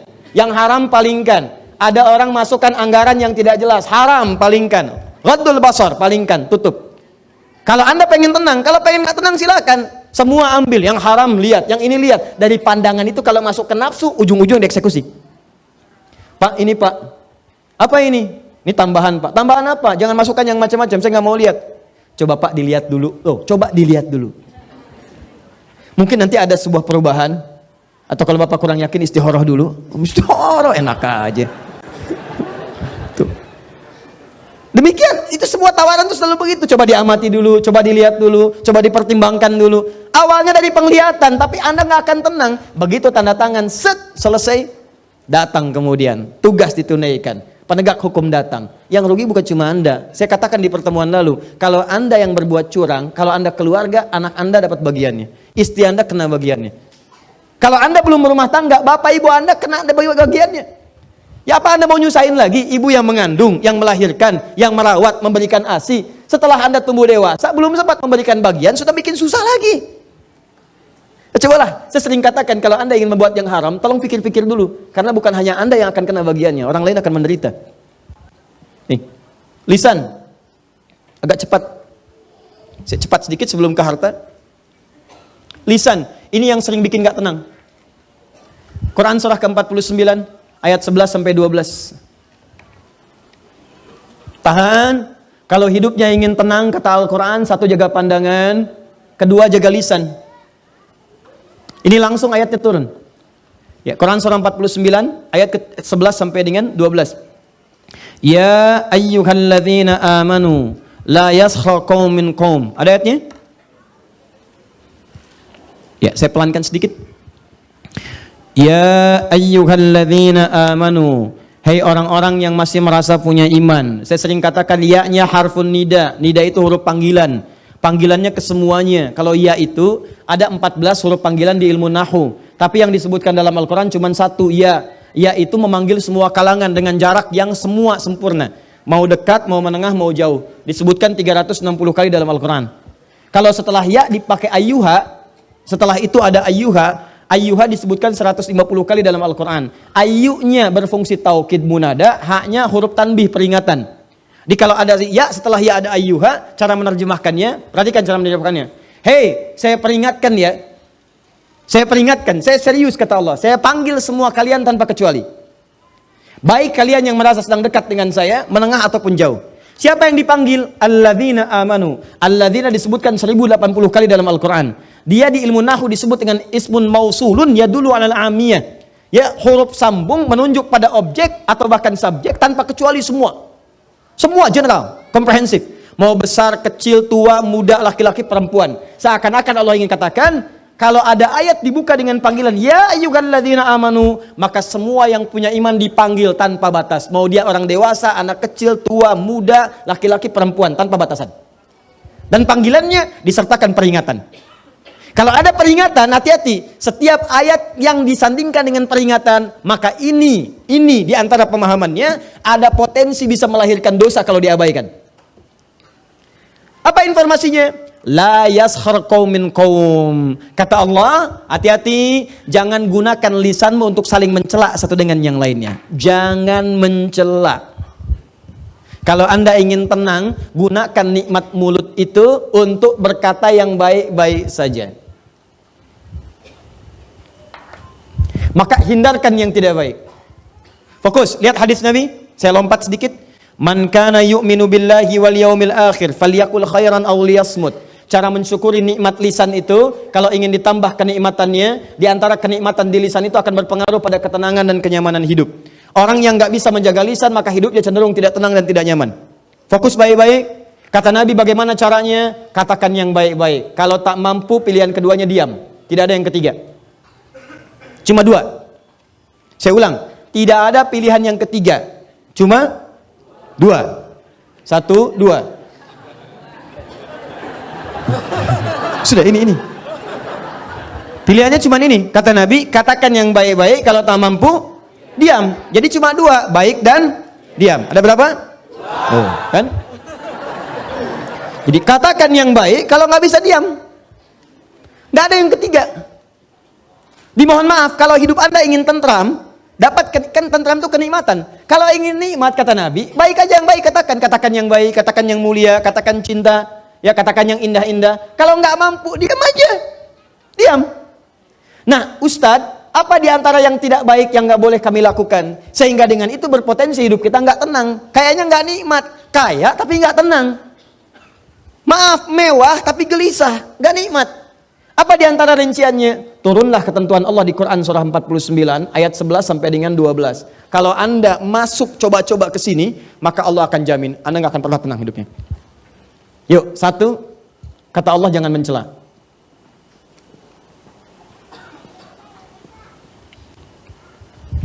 Merendahkan. Bukan dalam konteks mengingatkan, atau bukan dalam konteks mencela satu perbuatan yang memang dinafikan oleh agama. Ya, nanti ada celaan yang dibenarkan. Seperti Allah mencela perbuatan Fir'aun. Ya, Allah mencela perbuatan Qarun. Allah mencela perbuatan Abu Lahab. Ya, tabat siada abi. Itu kan celaan. Ya, tapi ada yang tidak diperkenankan sama sekali.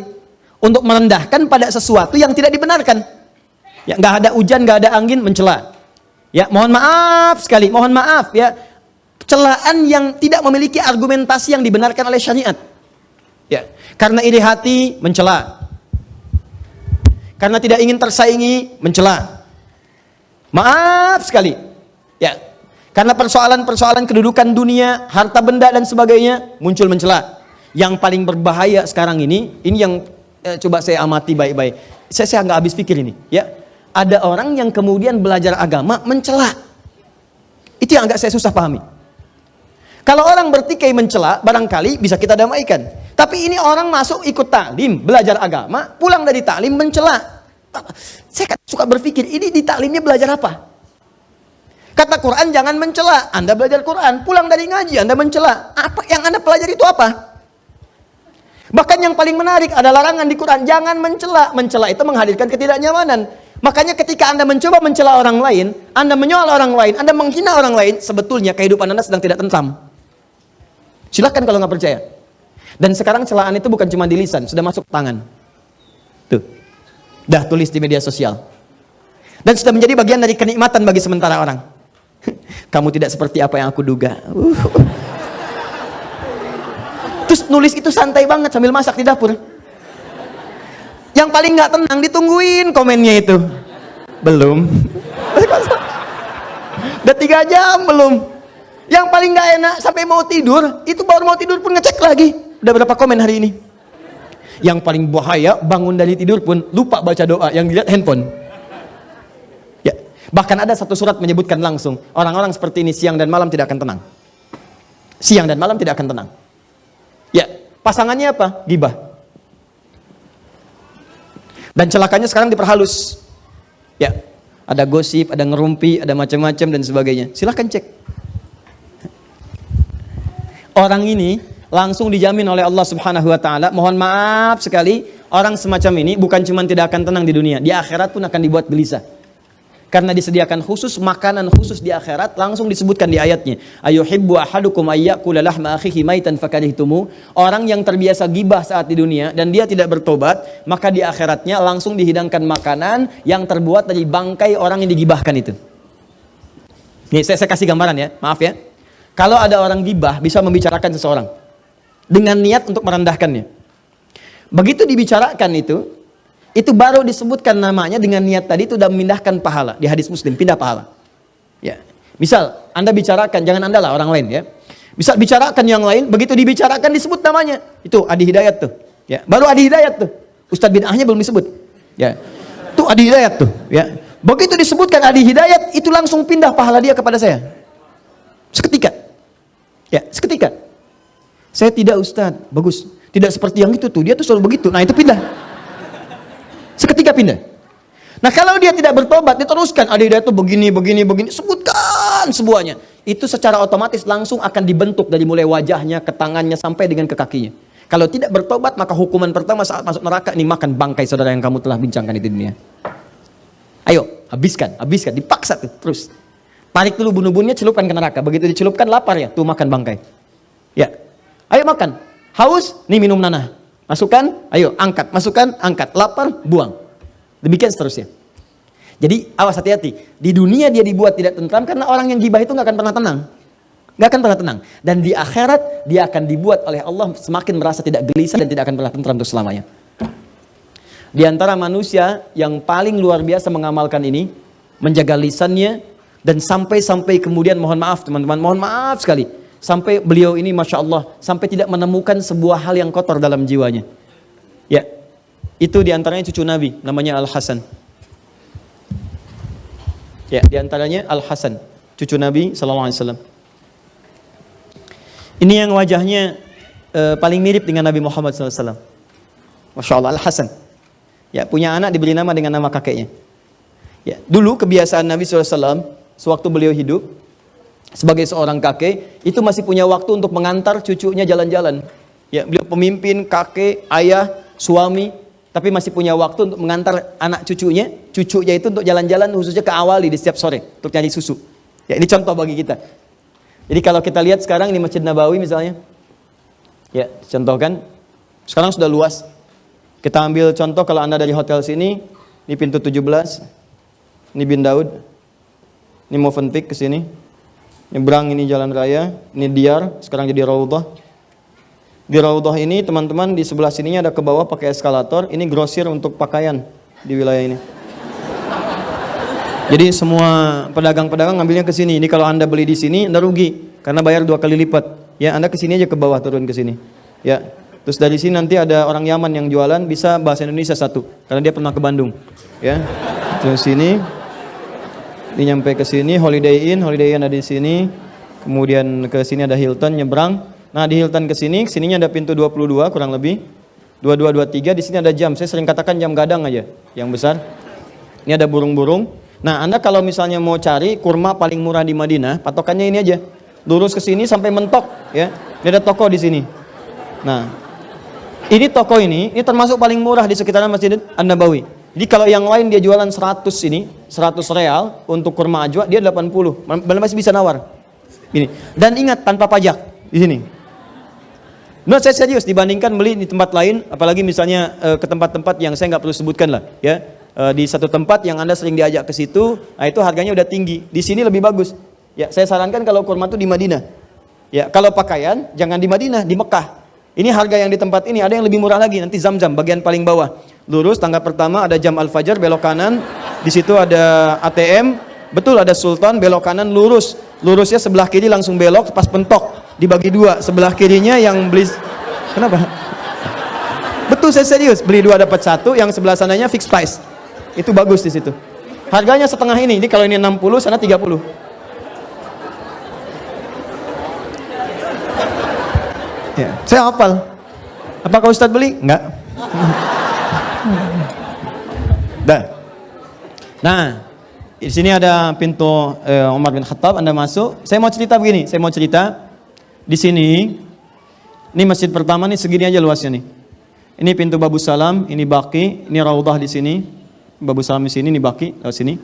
Ini ada mihrabnya di sini tambahan Utsman bin Affan. Ini ada mihrab lagi di sini, dan mihrab Abu Hanifah. Di sini sahabat Umar bin Khattab pernah ditikam sampai dengan kemudian sekarat dan wafat. Di sebelah sini posisinya. Ya. Kemudian di sini ada Raudhah. Ya, di sini kamar Nabi, di sini mimbar sela-selanya. Di sini ada mihrab tahajud di sebelah sini, ini rumahnya Ali bin Abi Thalib. Di sini sofa. Sofa itu orang-orang yang datang untuk belajar kepada Nabi. Ya, di situ dia dapat beasiswa. Beasiswanya dalam bentuk pendidikan dari Nabi, dikasih makan, kasih apa, termasuk sahabat Abu Hurairah, Salman Al-Farisi tempatnya di sini.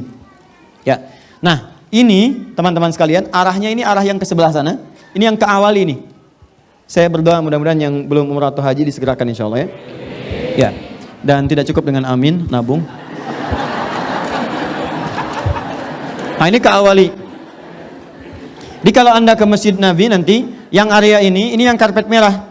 Karpet merah yang atasnya ada lampu-lampunya. Keluar dari sini, ini nanti ada area terbuka. Di sini ada tulisan nih, masjid pertama yang dibangun ini.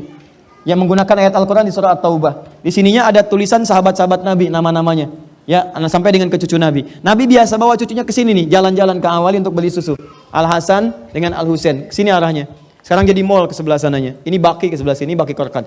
Nah, ini yang saya maksudkan, kebiasaan itu diterapkan lagi oleh cucunya setelah dewasa. Di masa fitnah kubra yang paling dahsyat luar biasa, itu anak ini, Al-Hasan setelah tumbuh dewasa, ngajak anaknya dengan nama kakeknya Muhammad jalan-jalan. Perhatikan bagaimana cucu Nabi ini luar biasanya menerapkan kaidah-kaidah tadi. Kata kakeknya bicara yang baik, kalau nggak mampu diam. Di masa fitnah kubra banyak fitnah bertebaran, begitu sedang jalan-jalan berdua, tiba-tiba datang seseorang mencela habis Al-Hasan dengan cucunya, dengan anaknya. Habis celaan. Apakah Al-Hasan membalas? Beliau cuma begini aja, diam. Begitu selesai, orang itu pergi. Fantalaqa faqala ibnuhu, maka anaknya berkata kepada ayahandanya. Lihat kalimatnya. Ya abati lima lam tarud. Satu, ya abati. Dalam bahasa Arab itu panggilan ayah, termasuk ibu, itu ada 3 jenis Pak Bu. Satu, abi, untuk ayah. Kedua, buya. Ketiga, abati. Untuk ibu, ummi, moya, dan amati. Ummi, umayya atau moya, dan amati. Abi dan ummi itu panggilan hormat. Jadi kalau kita ingin menghormati orang tua kita panggil abi atau ummi. Buya atau muya atau umayya itu panggilan sayang. Jadi kalau Anda ingin menunjukkan sayang misalnya pada ayah, atau sekarang diperluas panggilan sayang pada seseorang walaupun bukan ayah kita. Karena aspek yang lain, karena ilmunya, karena akhlaknya. Buya Hamka bukan ayah saya, tapi saya panggil beliau Buya. Ya, karena akhlaknya, ilmunya, dan keutamaannya yang kita bisa dapatkan. Tapi kalau Anda ingin gabungkan dua hal ini, abi dan Buya digabungkan, maka berubah kalimatnya jadi abati namanya. Kalau ibu, amati. Abati. Dalam Quran tidak pernah Anda temukan kalimat panggilan anak kepada orang tua kecuali menggunakan kata abati. Ya, maaf, Ismail kepada ayahnya Ibrahim alaihi wassalam. Ya abati fa'al ma tumar. Ya abati, ya abati, ya abati. Buku Quran surah 37 itu, ayat 102 sampai dengan 107-nya. Ya abati fa'al ma tu'mar. Ya abati, duhai ayahanda, karena hormat nanda dan sayang nanda kepada ayah. Ini isyarat dalam Quran, Anda ajarkan anak Anda dengan kemuliaan, maka dia akan membalas dengan yang lebih baik lagi. Ya, tapi tidak harus panggilan yang sama. Maksudnya cari panggilan-panggilan yang menghadirkan sayang dan hormat. Jangan sampai ada panggilan anak ke orang tua tuh kayak teman. Atau nggak terlihat unsur penghormatannya kayak di barat sekarang. Ya, panggil nama sebegitunya saja. Kata Quran tidak. Bedakan. Anda silahkan misalnya sebutkan dengan panggilan ayah, papa, mama, dengan cari panggilan hormat dan sayang. Jangan sampai Anda sematkan kepada anak mengajari panggilan seakan-akan kehormatan Anda runtuh di situ. Kalau panggil papa nanti jangan papa, friend. Begitu datang WhatsApp, men, luar biasa. Hello friend. Nah, itu hilang kehormatannya. Anda boleh panggil dengan nama-nama yang indah sesuai dengan bahasa kita. Coba hadirkan nama itu. Ya, unsur tadi hadirkan, sayang dan hormat. Walaupun tidak harus dengan nama yang sama, apalagi kalau belum paham. Ibu sekarang paham, panggilan indah dan sayang itu amati. Tiba-tiba Anda pulang ke rumah, ibu nggak ikut sekarang. Begitu pulang ke rumah langsung dibuka pintu. Ya amati. Wah, kata ibu Anda, kamu ya, mama belum mati. Karena belum paham. Ya abati lima lam tarud. Kata anaknya Al-Hasan, "Pa, demi hormat Nanda pada papa dan sayang Nanda, Nanda pengen tahu kenapa papa nggak balas. Kenapa papa nggak balas? Kok papa tuh diam, tenang aja kayak nggak ada apa-apa. Padahal kan kita barusan dihina, dicela, dimaki. Papa kenapa diam saja?" Perhatikan jawabannya. Wala adri kaifa arud. Ya bunayya la adri kaifa arud. Nah, papa itu nggak tahu bagaimana cara membalasnya. Jadi mau nyari kosakata ke dalam jiwa untuk sekedar mengatakan saya tidak seperti yang Anda duga.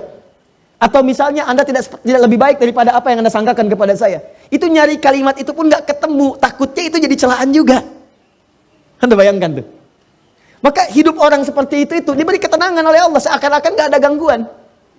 Dia orang mau menghina satu buku pun, dia kayaknya nggak ada satu huruf pun nggak ditemukan untuk balas. Makanya ketika tidak menemukan balasan, dia tidak gelisah mencarinya. Nyari gitu. Kan ada orang baru dihina satu huruf, dia balas satu buku. Ya. Itu orang capek. Ya. Tapi ada orang-orang yang dibuka oleh Allah, dilapangkan hatinya. Jadi begitu masuk pun, tenang aja, masuk biasa. Kayak nggak ada pengaruh. Siapakah orang itu? Ini, orang yang berlatih menata lisannya selalu dalam kebaikan dan mengabaikan setiap yang buruk yang tidak Allah perkenankan. Maka orang itu akan dijaga ketenangan. Dan sifat orang ini, ketika diluaskan hatinya, maka hal yang Allah berikan kepadanya pertama kali adalah, apa teman-teman sekalian? Allah akan tutup semua persoalan dengan orang-orang yang menyoalnya. Itu rumusnya ada di Quran, surah ketiga, ayat 133 sampai 134. Wasari'u ila magfiratin min rabbikum wa jannatin arduha as-samawati wal ardu 'iddat lil muttaqin alladzina yunfikuna fis sarai wal dharra wal kadhiminal ghaidha wal 'afina 'anil wallahu yuhibbul. Ada orang-orang yang ketika dicela tahan amarah, langsung maafkan. Perhatikan orang-orang ini. Jadi ketika Anda misalnya disoal oleh orang lain, Anda dicela, Anda dihina, kemudian Anda maafkan orang itu, Anda lepaskan itu, maka apa yang terjadi? Kata Allah, urusan Anda dengan orang itu akan diputus. Maksud diputus itu Anda nggak usah mikirin dia lagi. Dia Anda nggak akan kepikiran. Jadi kalau ada orang mencela Anda yang tidak merugikan Anda secara materi, ya mencela fisik, mencela ini, mencela itu dengan tujuan menjatuhkan Anda misal, atau menghinakan Anda nggak balas, Anda maafkan aja. Saya maafkan sudah. Maka urusan Anda dengan orang itu akan langsung oleh Allah disekat, ditutup. Di Anda tuh nggak akan kepikiran dia lagi, nggak gelisah dengan dia lagi, tenang aja, nyaman. Tapi apakah kemudian dosa dia selesai? Tidak. Sepanjang dia belum minta maaf kepada Anda, maka dia akan terus dibuat gelisah untuk menyoal Anda. Dan tanpa sadar dia sedang mengumpulkan dosa sampai dengan kiamat. Memaafkan itu tidak ada ruginya. Justru mengumpulkan pahala. Dan memutus sengketa Anda dengan orang itu. Begitu Anda maafkan, Anda nggak akan gelisah, nggak akan kepikiran dia lagi. Ditutup oleh Allah, sudah lapang hatinya. Begitu lapang, dia nggak dipikirin. Tapi dia masih akan mikirin Anda terus. Dan dibuat gelisah untuk Anda. Bikin lagi status, nyoal Anda lagi, ini lagi, itu lagi. Dia dibikin gelisah, tiap malam mikirin. Sampai siang datang dia mikirin. Dan dia nggak sadar ketika dia menyoal Anda terus, dia sedang mentransfer pahala kepada Anda, dan dosa Anda diambil oleh dia. Jelas? Nah, ini diantaranya. Terakhir, kalau hidupnya ingin tenang, jangan pernah melangkah ke tempat maksiat. Tuh. Sudah. Jangan pernah melangkah ke tempat maksiat atau bersikap sombong dalam kehidupan, maka Allah akan jamin hidup Anda akan tenang. Jadi satu, jangan memandang yang keliru. Kedua, jangan bicara yang salah. Yang ketiga, jangan melangkah ke tempat maksiat atau berlaku sombong dalam hidup. Anda lakukan semua tiga hal ini sederhana, maka Allah akan jaga ketenangan hidup Anda sampai dengan kembali kepada Allah Subhanahu wa taala. Jelas? Terakhir. Ini saya lambatkan karena ini yang paling banyak diharapkan.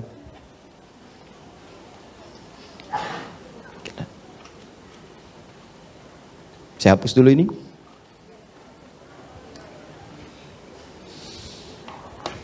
Sudah? Nanti kalau Anda sudah latihan begini, yang tadi dipakai latihan, ini nggak mudah nih latihan yang tadi nih. Ya. Jangan dikira mudah, ustadz pun banyak yang gagal di sini. Sekarang perhatikan bagaimana satu ustadz dengan yang lain saling mencela. Jadi kalau ustadznya sudah saling mencela, bagaimana jamaahnya? Ini agak aneh juga ini. Katanya ustadz, katanya belajar, tapi kenapa sibuk dengan saling mencela? Ya, saling menahdir, saling menghina satu dengan yang lainnya. Apa yang mau diambil? Jadi kalau ustadznya sudah mencela, bagaimana muridnya? Ya. Ini hati-hati. Kita berlindung kepada Allah dari hal-hal yang kurang baik. Kalau ada yang demikian, kita doakan, jangan dibalas. Kita doakan. Dan saya pun sering katakan, kalau ada orang yang mencela saya, Anda jangan membalas. Ya, saya aja nggak balas, kenapa Anda mesti balas? Ya. 2, kita masuk ke materi. Agak cepat ya. Ini bagian terakhir. Kita hanya punya waktu kurang lebih 10-15 menit. Ya.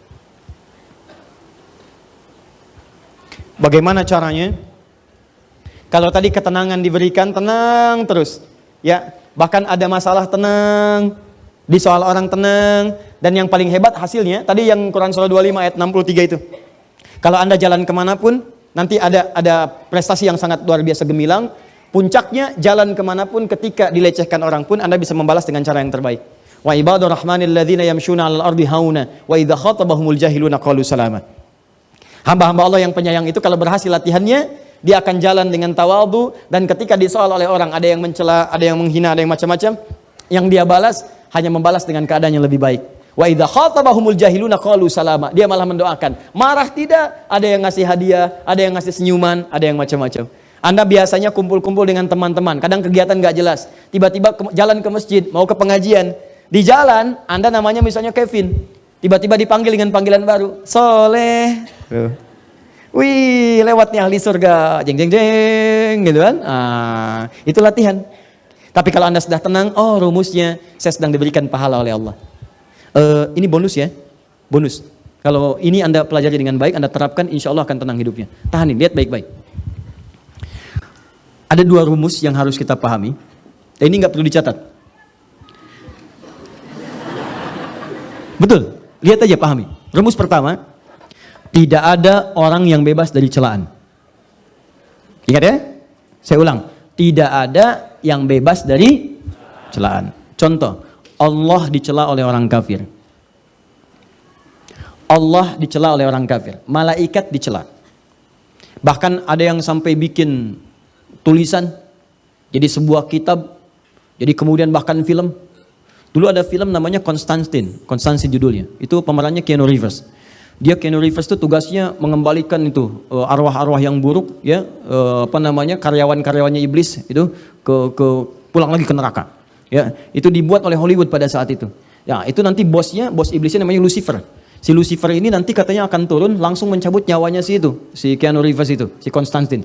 Nah, yang paling menarik adalah teman-teman sekalian, anaknya iblis mau kudeta bapaknya. Ini agak paling aneh nih. Nah, ini muncul di salah satu kitab nih. Ini kan diturunkan dari bentuk kitab, satu keyakinan tertentu. Ya, saya nggak usah buka, nanti pulang dari sini tersangka saya, gitu. Tapi ini ada betul. Jadi dia mau kudeta bapaknya nih, kudeta Lucifer. Apa yang terjadi? Karena dia nggak punya kekuatan, dia kerjasama. Dengan siapa kerjasamanya? Dengan malaikat Jibril. Anda bayangin tuh. Nah, ini ada pemahaman-pemahaman yang tidak tepat muncul kemudian. Ya, yang mau saya katakan adalah, perhatikan baik-baik di sini, malaikat aja dicela. Padahal kata Al-Quran, surah ke-66 ayat ke-6, paling kiri sebelah atas, la ya'sunallaha ma amarahum wa yaf'aluna ma yu'marun. Malaikat tidak akan bermaksiat kepada Allah, mengerjakan tugas sesuai tupoksinya. Tukeran tugas aja enggak. Walaupun Firaun itu manusia paling menjengkelkan, tetap yang nyabut nyawanya malaikat maut.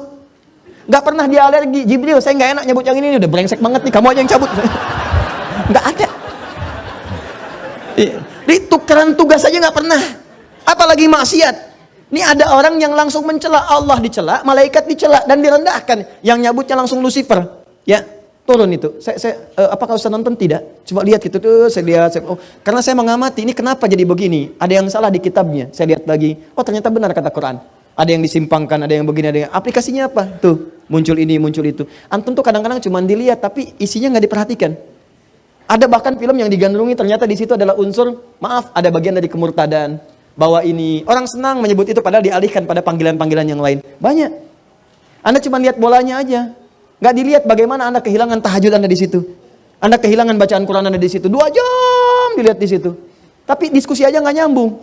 Siapa pelatihnya Liverpool? Nggak tahu. Jurgen Klopp. Ya. Skornya berapa kemarin? 1-1. Menit ketiga golnya. Dibalas menit ke-45. Saat lawan Leicester City. Leicester City dulunya siapa pelatihnya? Ayo, sebelum yang sekarang. Tuh. Ranieri. Siapa Ranieri itu? Dulunya di Chelsea. Cuma di Chelsea kemudian pindah, dipecat, gantikan Mourinho. Mourinho kemudian pindah lagi ke Madrid, ya, dari Inter Milan sebelumnya. Dari Madrid pindah lagi ke Manchester United, dipecat setelah 5 bulan, digantikan oleh Solskjaer. Sekarang posisinya nomor 6. Nomor 1 siapa? Liverpool, poinnya 5 bedanya dengan Manchester City. Manchester City kemudian kedua, Pep Guardiola pelatihnya. Sebelumnya di mana? Di Bayern Munchen. Sebelumnya lagi di mana? Di Barcelona. Hafal saya. Ya. Apakah nonton? Tidak. Tidak, saya nggak nonton. Ketiga Tottenham Hotspur. Saya tahu pelatihnya Pochettino, dia sedang diawasi sekarang, ingin diambil oleh Madrid. Tapi Jurgen Perez itu sedang negosiasi, ya, dengan Mourinho, balik-balik lagi ke situ, gitu kan? Saingannya dengan PSG. Saya tahu saya. Ya, PSG Neymar sedang cedera, saya tahu. Ya, Juventus dikalahkan 3-0, terdapat dari Coppa Italia, saya tahu. Roma di rumah 7-1, saya paham. Ya. Apakah nonton? Tidak. Ya. Kantor PSSI disegel, saya tahu. Ya. Marinus masuk timnas, saya tahu, gitu kan? Apakah nonton? Tidak. Ngapain kemudian kita gadaikan tahajud malam hari yang beritanya besok bisa dibaca? Ya, Anda nonton iya, tapi pengetahuan nggak ada. Ya. Apa yang mau dibanggakan? Tadi berapa skornya? 1-1 Liverpool. Siapa yang golin? Lupa saya. Wah. Terus mainnya bisa? Ayo. Ya, jadi jangan buang-buang waktu pada yang tidak jelas. Ya, ini pun ngabisin waktu nih, cuma cerita begini aja. Ya. Tuh. Allah dihina, malaikat dihina, nabi dihina. Nabi kan dihina. Abu Jahal menghina Nabi. Ya kan? Lihat Abu Jahal, Abu Lahab, ya Abu-Abu, yang nggak jelas lah pokoknya tuh. Ya. Nabi dihina, sahabat dihina, ya tabiin dihina. Lihat, Anda lihat, ulama dihina, Anda bayangkan. Ya Allah dihina, malaikat dihina, Rasul dihina, Nabi dihina, tabiin dihina, sahabat dihina, ulama dihina. Terus Anda siapa? Anda Tuhan bukan, malaikat bukan, Rasul bukan, Nabi bukan, sahabat bukan, tabiin bukan, ulama bukan, imam bukan, makmum kadang-kadang. Terus Anda nggak pengen dicela? Anda siapa? Itu rumus pertama, tidak ada manusia yang bebas dari celaan. Rumus yang kedua, celaan itu cuma 2 bentuknya. Dan Anda harus melihat Anda di posisi yang mana.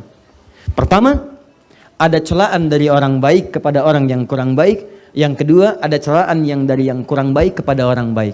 Jika Anda orang yang baik, maka Anda akan dicela oleh orang yang tidak baik. Jika Anda orang yang belum baik, maka Anda akan dicela oleh orang yang baik. Nah, kalau Anda mendapat celaan dari orang baik, itu sebetulnya bukan celaan, cuma titipan dari Allah supaya mengingatkan Anda untuk berubah. Tapi kalau Anda dicela oleh orang yang tidak baik, Anda nggak usah marah. Kenapa? Karena itu pujian dari Allah, dititipkan di lisan orang yang kurang baik untuk mengakui bahwa Anda telah jadi baik. Nama Anda Kevin, belum biasa ke masjid, tiba-tiba ke masjid. Oleh orang yang tidak ke masjid disebut soleh. Itu sebetulnya pengakuan dari Allah bahwa Anda sudah berubah jadi baik. Jadi nggak usah marah. Ingat, mencela yang sudah tercela itu buang-buang energi. Ya, kalau Anda disoal oleh orang yang tidak baik, jangan marah. Kata Allah, senyumin aja. Bersyukur karena Allah sedang mengakui Anda sudah berubah jadi baik. Dan gak harus dibalas dengan kebanggaan. Soleh, emang. Alhamdulillah ya, saya bersyukur pada Allah. Kenapa Allah telah menggerakkan lisan Anda untuk menganggap saya soleh? Paham? Nah. 1, cara bersyukur terhadap harta supaya hartanya nambah.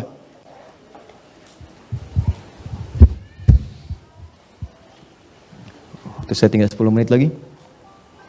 1 Quran surah ke-9 ayat 103. Tahan. Fokus baik-baik.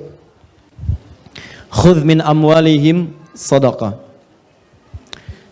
Ambillah dari sebagian harta mereka sedekah untuk satu perbuatan baik.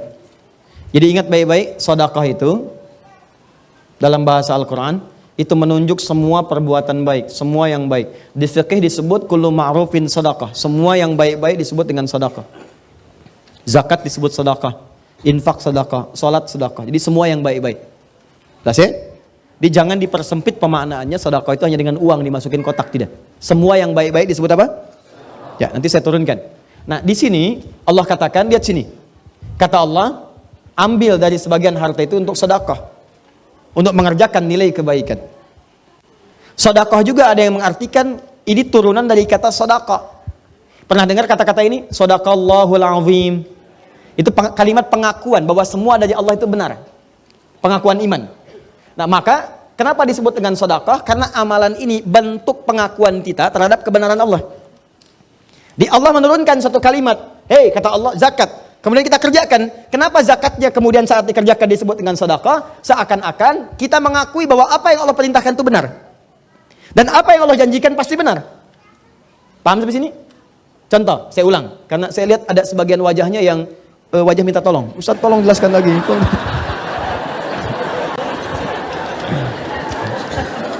Sedekah. Lihat sini. Sedekah. Pertama dipahami semua perbuatan yang baik-baik. Jelas? Jelas. Di semua jenis kebaikan disebut apa? Nama umumnya. Yang kedua, sedekah itu ada yang mengatakan berasal dari kata as-sidqu. Sudah? Apa itu as-sidqu? Sesuatu yang menunjukkan pengakuan atau pembuktian atas kebenaran perintah dan janji Allah. Perintah dan janji Allah.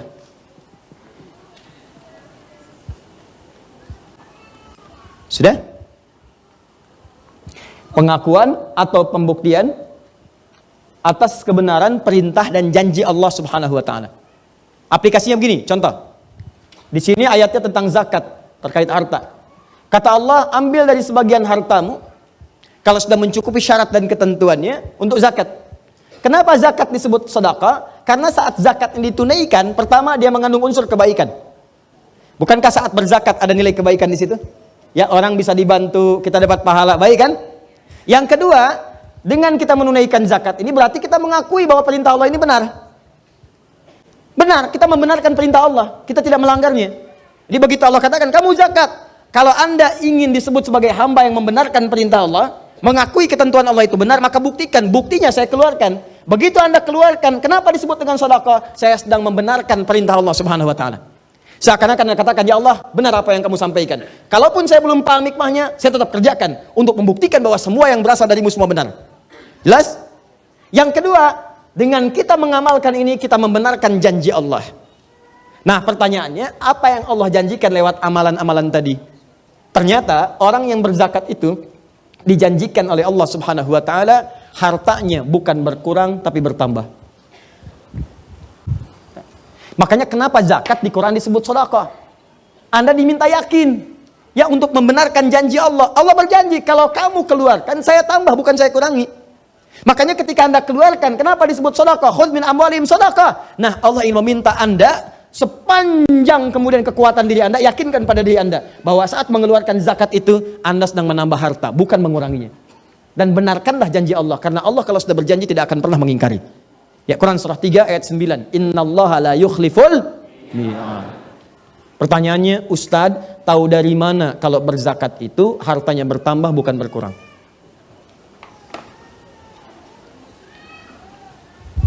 Tulis pakai bahasa Arabnya, az-zakat.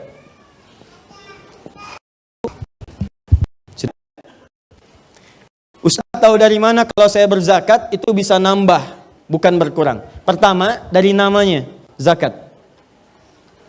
Zakat itu punya dua arti. Satu, at-taharah. Dua, an-numu.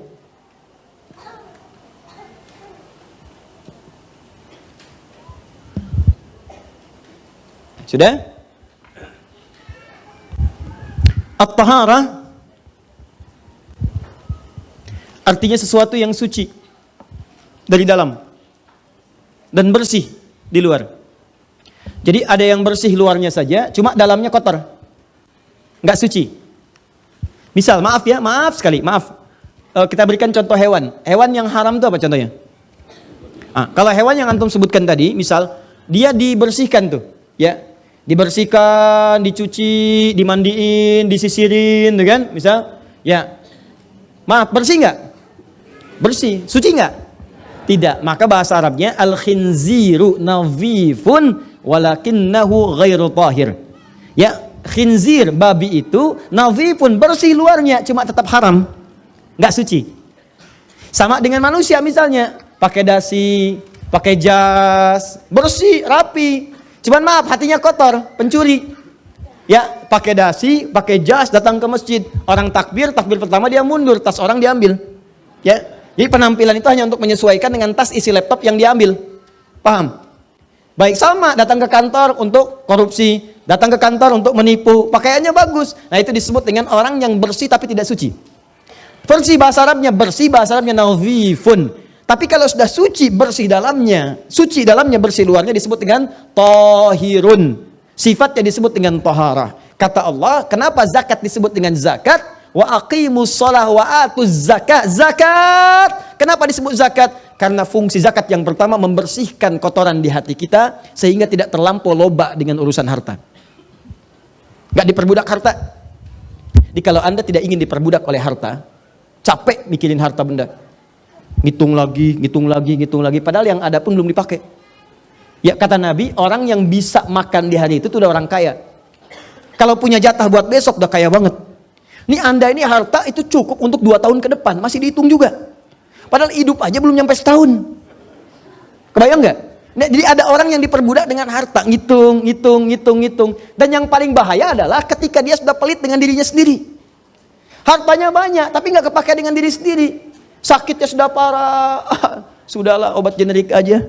Wah, berobat nggak mau, itu nggak mau, tersiksa dirinya. Yang ngeliatin datang ke kebun cabai, cuman metik, hartanya ribuan triliun. Ya, meninggal di kebun. Paham? Dan banyak orang yang tidak menikmati itu. Ada orang diperbudak harta tapi tidak ada keberkahan di dalamnya. Silahkan, tiba-tiba setelah banyakin 1.900 triliun, tiba-tiba keluarganya pecah, dengan istri berpisah dan sebagainya. 25 tahun sudah menikah, ya kan? Dan seterusnya, dan tidak sedap, hidupnya nggak tenang, dibincangkan orang, masuk di media, masuk ini, masuk itu. Apa harapannya? Tidak ada. Nih, orang-orang yang berzakat itu oleh Allah dijaga dari sikap yang berlebihan terhadap harta. Diseakan-akan harta itu hanya dibuat oleh Allah mencukupi semua kebutuhannya. Jadi pas. Dan orangnya juga tenang. Bukan kurang. Jadi dibuat pas. Pas dia pengen ada. Pas butuh ini ada. Pas mau berangkat kendaraan ada. Pas mau makan makanan ada. Cuma tenang. Pas mau dibagi pun tenang. Keluar. Jadi dia merasa harta ini bukan sesuatu yang penting dalam hidup. Dalam arti harus tergantung kepada harta. Tidak. Tapi dibuat harta mengikuti irama hidupnya. Jelas?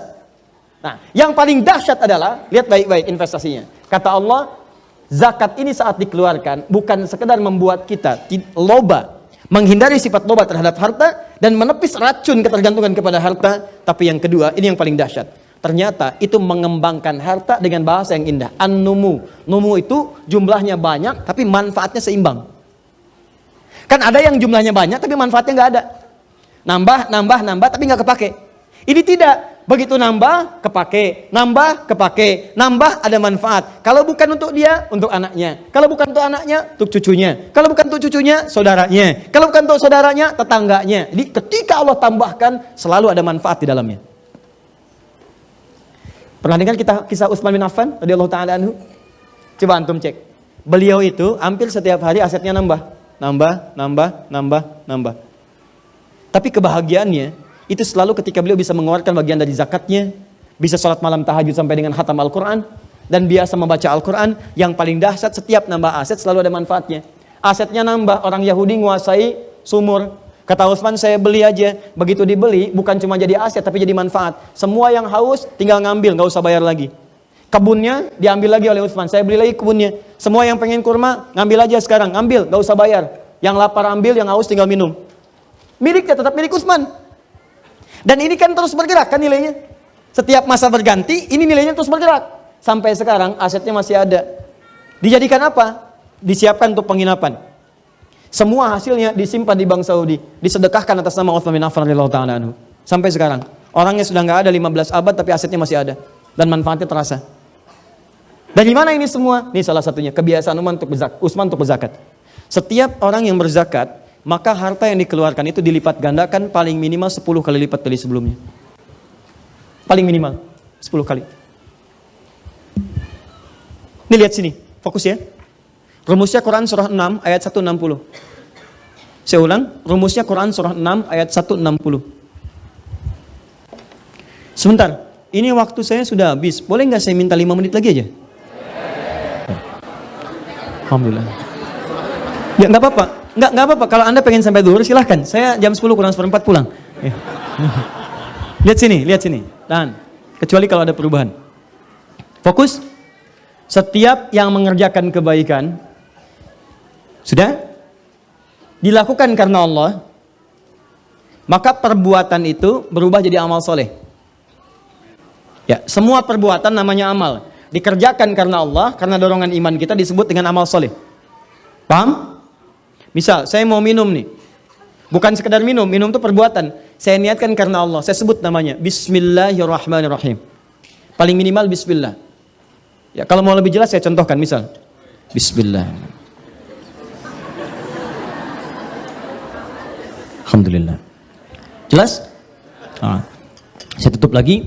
Nah, ketika saya ucapkan Bismillahirrahmanirrahim, lakukan karena Allah, maka perbuatan ini langsung berubah namanya menjadi amal soleh. Nah, saat jadi amal soleh ini, dia punya nilai. Nilainya disebut dengan hasanah namanya. Jelas? Hasanah. Hasanah ini kalau sudah punya nilai, maka oleh Allah kemudian dia punya poin. Poinnya 10. Setiap hasanah punya 10 poinnya. Rumusnya di mana Ustaz diketahuinya? Di Quran surah ke-6 ayat 160. Man jaa'a bil hasanati falahu asyru amthaliha. Siapa yang mengerjakan satu kebaikan punya nilai hasanah, maka dia dapat poin 10 kebaikan. 10 kali lipat dari sebelumnya. Ya, asyru amthaliha itu, asyru amthal itu 10 kali lipat, 10 kali dari yang semisalnya. Nah, sekarang ada orang mengerjakan kebaikan. Dia keluarkan dari sebagian hartanya untuk zakat. Zakat, maka zakat jadi amal soleh. Jelas ya? Ketika zakat jadi amal soleh, maka dia punya nilai namanya hasanah. Ketika dia jadi hasanah, maka Allah berjanji setiap perbuatan hasanah dilipat gandakan 10 kebaikan. Ingat, semua yang jadi hasanah dilipat gandakan. Kalau Anda sholat, Anda jadi hasanah. Baik ya, sholat jadi hasanah, sedekah jadi hasanah, zakat jadi hasanah. Punya nilai minimal 10. Ustadz tahu dari mana kalau sholat jadi hasanah? Buka Quran surah 11 ayat 114. Kata Allah, aqimis sholata tarafain nahar wa zulafan minal lail innal hasanati yudhibnas sayyi'at. Sholat menghasilkan hasanah, zakat menghasilkan hasanah. Di ketika Anda keluarkan zakat sekali, poinnya 10. Apa itu poin 10 yang dimaksudkan? Bukan cuma poin pahala akhirat, tapi melipat gandakan 10 kali lipat dari apa yang dikeluarkan. Misal, Anda zakatnya 5 juta. 5 juta. Maka ini punya poin di sisi Allah, kalikan 10 kali lipat, jadi poin pahala akhirat. Bonusnya di dunia dikembalikan lagi oleh Allah 10 kali lipat dari apa yang dikeluarkan. Kalau Anda keluarkan 5 juta, berarti Anda dapat berapa? 50 juta. Ini yang kembali kepada Anda. Jadi sebetulnya kalau orang paham tentang konsep zakat, dia nggak akan pernah menunda. Yang ada, dia bercita-cita untuk berzakat. Karena zakat itu lebih daripada sekedar nabung dan kontan. Di begitu Anda keluarkan 5 juta, balik 50 juta. Jadi kalau orang paham, kalau berzakat itu mengembalikan harta 10 kali lipat, misalnya paling minimal, demi Allah saya katakan, gak akan ada orang nunda zakat. Dan gak akan pernah orang salah menyimpulkan kalau zakat itu kehilangan harta. Tidak. Kata Allah bukan hilang, malah nambah. Anda keluarkan, saya tambah. Selesai. Dan ini bentuk syukur. Begitu Anda syukur, ditambah. Kan tadi ayatnya. La in syakartum la azidannakum. Syukur anggota tubuh gunakan pada yang baik. Syukurnya harta pakai sesuai ketentuan Allah. Apa diantaranya? Kata Allah zakat. Begitu Anda zakat ditambah la azidannakum. Berapa nambahnya? Paling minimal 10 kali lipat. Jadi kalau Anda keluar 5 juta, balik berapa? 50 juta. Tapi cara memahaminya, awas, mesti baik. Bukan berarti langsung diterima kontan 50 juta. Ada yang bentuknya begitu. Balik 50 juta. Lewat apa? Lewat proyek, tiba-tiba dapat proyek 50 juta nilainya. Nggak percaya silahkanlah. Anda keluarkan aja 5 juta misalnya, atau 500 ribu, atau 5.000 rupiah. Nanti Anda akan lihat, Anda akan mendapatkan sesuatu nilainya 10 kali lipat daripada itu. Tiba-tiba pulang dari sini keluar, terus pilih-pilih misalnya baju, pakaian di luar. Udah Jeng, nggak usah beli, saya aja yang ngasih. Itu nilainya 50 ribu. Padahal Anda masukin kotak infak cuma 5 ribu. Ya, atau Anda keluarkan zakat itu cuma 5 ribu. Begitu keluar dapat 50 ribu.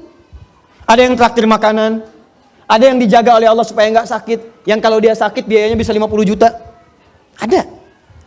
Tapi yang harus Anda yakini adalah begitu Anda keluarkan zakat, Anda mendapatkan investasi 10 kali lipat dari sebelumnya. Ini yang harus Anda pahami. Ya, ada real langsung diberikan. Kalau itu memang Anda butuhkan, bentuknya langsung berupa harta Anda terima. Ada lagi yang kedua, bentuknya aktiva. ya Anda simpan untuk memberikan kemaslahatan bagi Anda. Nilainya 10 kali lipat dari yang tadi. Ya, tidak sehat, tidak terkena utang, proyeknya lancar, ya, tidak terganggu macam-macam, nilainya 10 kali lipat dari yang tadi. Kalau mau iseng-iseng, silahkan aja. Keluarkan oleh Anda, begitu Anda zakat, Anda lihat-lihat. Setelah zakat, perhatikan langkah hidup Anda. Anda akan temukan, Anda akan mendapatkan sesuatu yang kalau Anda hitung, paling minimal 10 kali lipat dari sebelumnya. Gak percaya silahkan. Ya, cuman gak ada kerjaan aja. Gak ada kerjaan, capek dan pasti terbukti. Sudah? Jadi saya mau pesankan, kalau sudah masuk kepada nisabnya, sudah masuk haulnya, jangan ditunda. Kalau bisa sebelum ada itu udah dihitung, kapan saya zakat nih. Itu udah investasi itu. Ya, dan yang belum nyampe, jangan cara berpikirnya dirubah. Saya kadang-kadang suka nggak paham saya tuh. Jadi gini, orang menganggapnya zakat itu untuk orang yang kaya dan untuk orang yang sudah nyampe nisab. Orang yang nyampe nisab keluar zakat, orang nyampe haul keluar zakat. Hei, ajakan Quran itu bukan begitu. Ajakan Quran itu mengajak kita semua untuk bisa zakat. Di zakat itu jadikan bagian dari visi kehidupan kita. Saya selama hidup pasti bisa zakat, walaupun cuma nilainya 1.000, 2.000, mesti bisa. Gitu caranya. Jadi bukan Anda pahami, oh berarti yang sudah nisab saja yang zakat. Tidak. Cara berpikir. Kalau Allah katakan zakat, wa'atu zakat, saya mesti zakat. Selama hidup saya mesti zakat. Maka Anda mulai berdoa kepada Allah, ya Allah, saya mohon ya Rabb, saya selama ini sudah sholat, saya selama ini sudah puasa, cuman jangan sampai Engkau wafatkan saya Allah sesuai ajalnya, saya belum sempat zakat, bimbing saya untuk bisa zakat ya Allah, bimbing saya.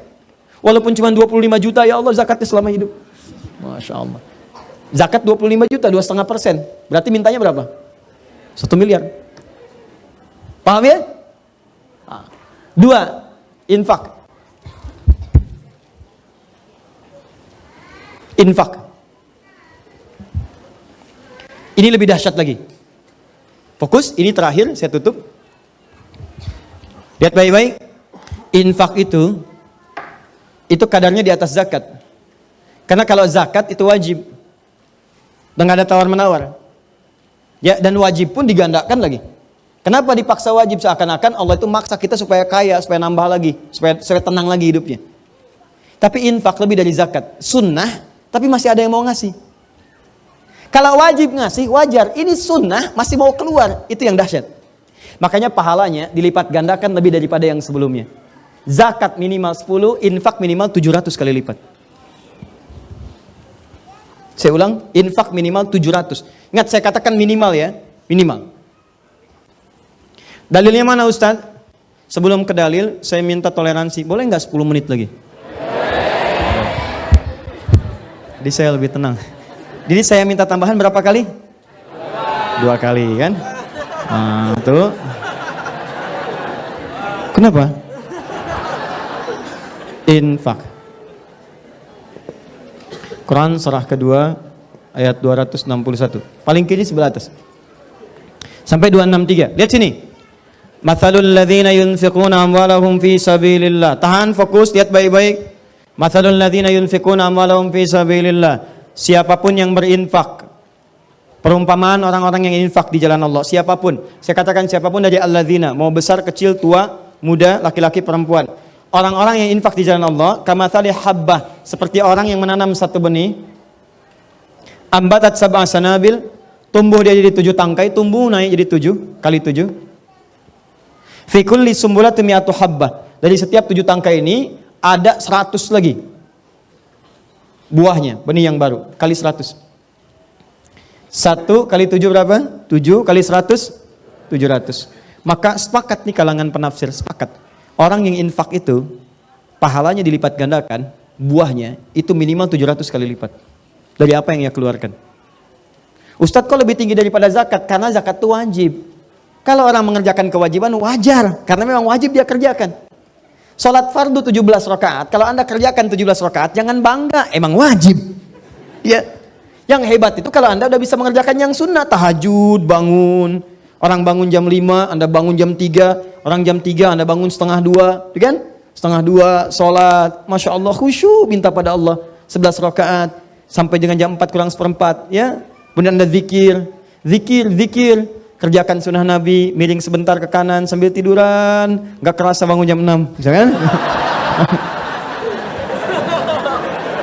Ada. Nah, nanti waktu habis nih. Nah, jadi kalau infak kan sunnah. Karena dia sunnah, ini dahsyat nih. Ini dia fardu aja dia kerjakan, dia tambah lagi dengan yang sunnah. Orang mengerjakan fardu aja susah, dia yang sunnah begitu mudah keluar. Maka kata Allah, ini paling minimal 700. Jadi kalau Anda mengerjakan yang sunnah, misal kadang-kadang tuh Allah langsung sediakan. Ini ada infak itu, ada macam-macam, ada yang kadang-kadang di pengajian, ada di masjid, jenisnya macam-macam lah. Ada tulisannya kotak-kotak infak gitu kan. Terus lewat, tuh bukan mobil-mobilan tuh Pak, lewat tuh ya, masuk. Nah, tulisan infak misalnya, infak. Maka motivasinya begitu Anda masukkan atau Anda keluarkan, itu bukan mengurangi apa yang ada di kantong Anda, tapi melipat gandakan langsung 700 kali lipat. Dan ini ayatnya sering dipotong sampai sini, ini yang total salahnya. Totally wrong. Ada yang sering keliru. Bukan keliru penilaiannya, tapi keliru memotong sampai di sini. Padahal belum selesai. Wallahu yudha'ifu liman yasha' wallahu wasi'un alim. Bahkan Allah akan melipat gandakan pada siapa yang dikehendaki tanpa batasan. Bukan 700 lagi, mungkin 7.000, mungkin 70.000, mungkin 7 juta. Pada siapa? Pada orang yang dikehendaki. Siapa yang dikehendaki? Orang yang tidak pernah berhitung dengan infaknya. Jadi kalau Anda berinfak dengan hitungan, maka Allah pun akan memberikan sesuai dengan apa yang Anda hitung. Tapi kalau Anda memberi tanpa hitungan, maka Allah akan melipat gandakan tanpa pernah terasa Anda hitung. Tiba-tiba datang. Infaknya misalnya cuma 500 rupiah. Ikhlas dia kerjakan. Dia masukkan. Ya, Masya Allah. Pelan-pelan dia pastikan sampai bunyinya nggak kedengaran, kan? Bisa. Kenapa? Itu kan? Ya, kan nggak usah kedengaran gitu kan? Begitu masuk, lega. Ya, nggak ada orang tahu. Tiba-tiba pas pulang, wah, lipat gandanya banyak sekali. Ya, banyak sekali. Dapat ini, dapat itu, dapat ini. Begitu mau makan, traktir teman. Begitu mau pulang, ada tumpangan kawan. Kalau keluar, mana ada naik Grab 500 rupiah? Ya, naik ojek 500 sekarang, hampir nggak ditemukan. Tapi Masya Allah, ada. Jelas? Ini poinnya. Jadi kalau ada infak, gak usah takut. Nah, cuma persoalannya, Allah janjikan yang melipat lagi. Ini hanya di infak. Kalau Anda kerjakan infak ini, maka ukurannya bukan sekedar 700, tapi akan bertambah ganda lagi. Bahkan yang paling dahsyat, ada yang luar biasa. Ada orang infak, ketika berinfak pada satu orang ini, itu tiba-tiba bisa berpeluang mendapatkan surga dan ridha Allah Subhanahu wa taala. Dah, dinilainya udah gak usah pakai hitungan ini. Dia mendapatkan ridha Allah yang mengantarkan dia ke surga. Berinfak pada satu golongan ini, satu aja. Maka ketika beliau itu ridha Allah turun, surga kemudian datang. Ada 5 urutannya, ada satu golongan yang pertama. Nah, siapakah 5 golongan ini dan urutan yang pertamanya? Itulah yang kita bahas nanti di pertemuan berikutnya.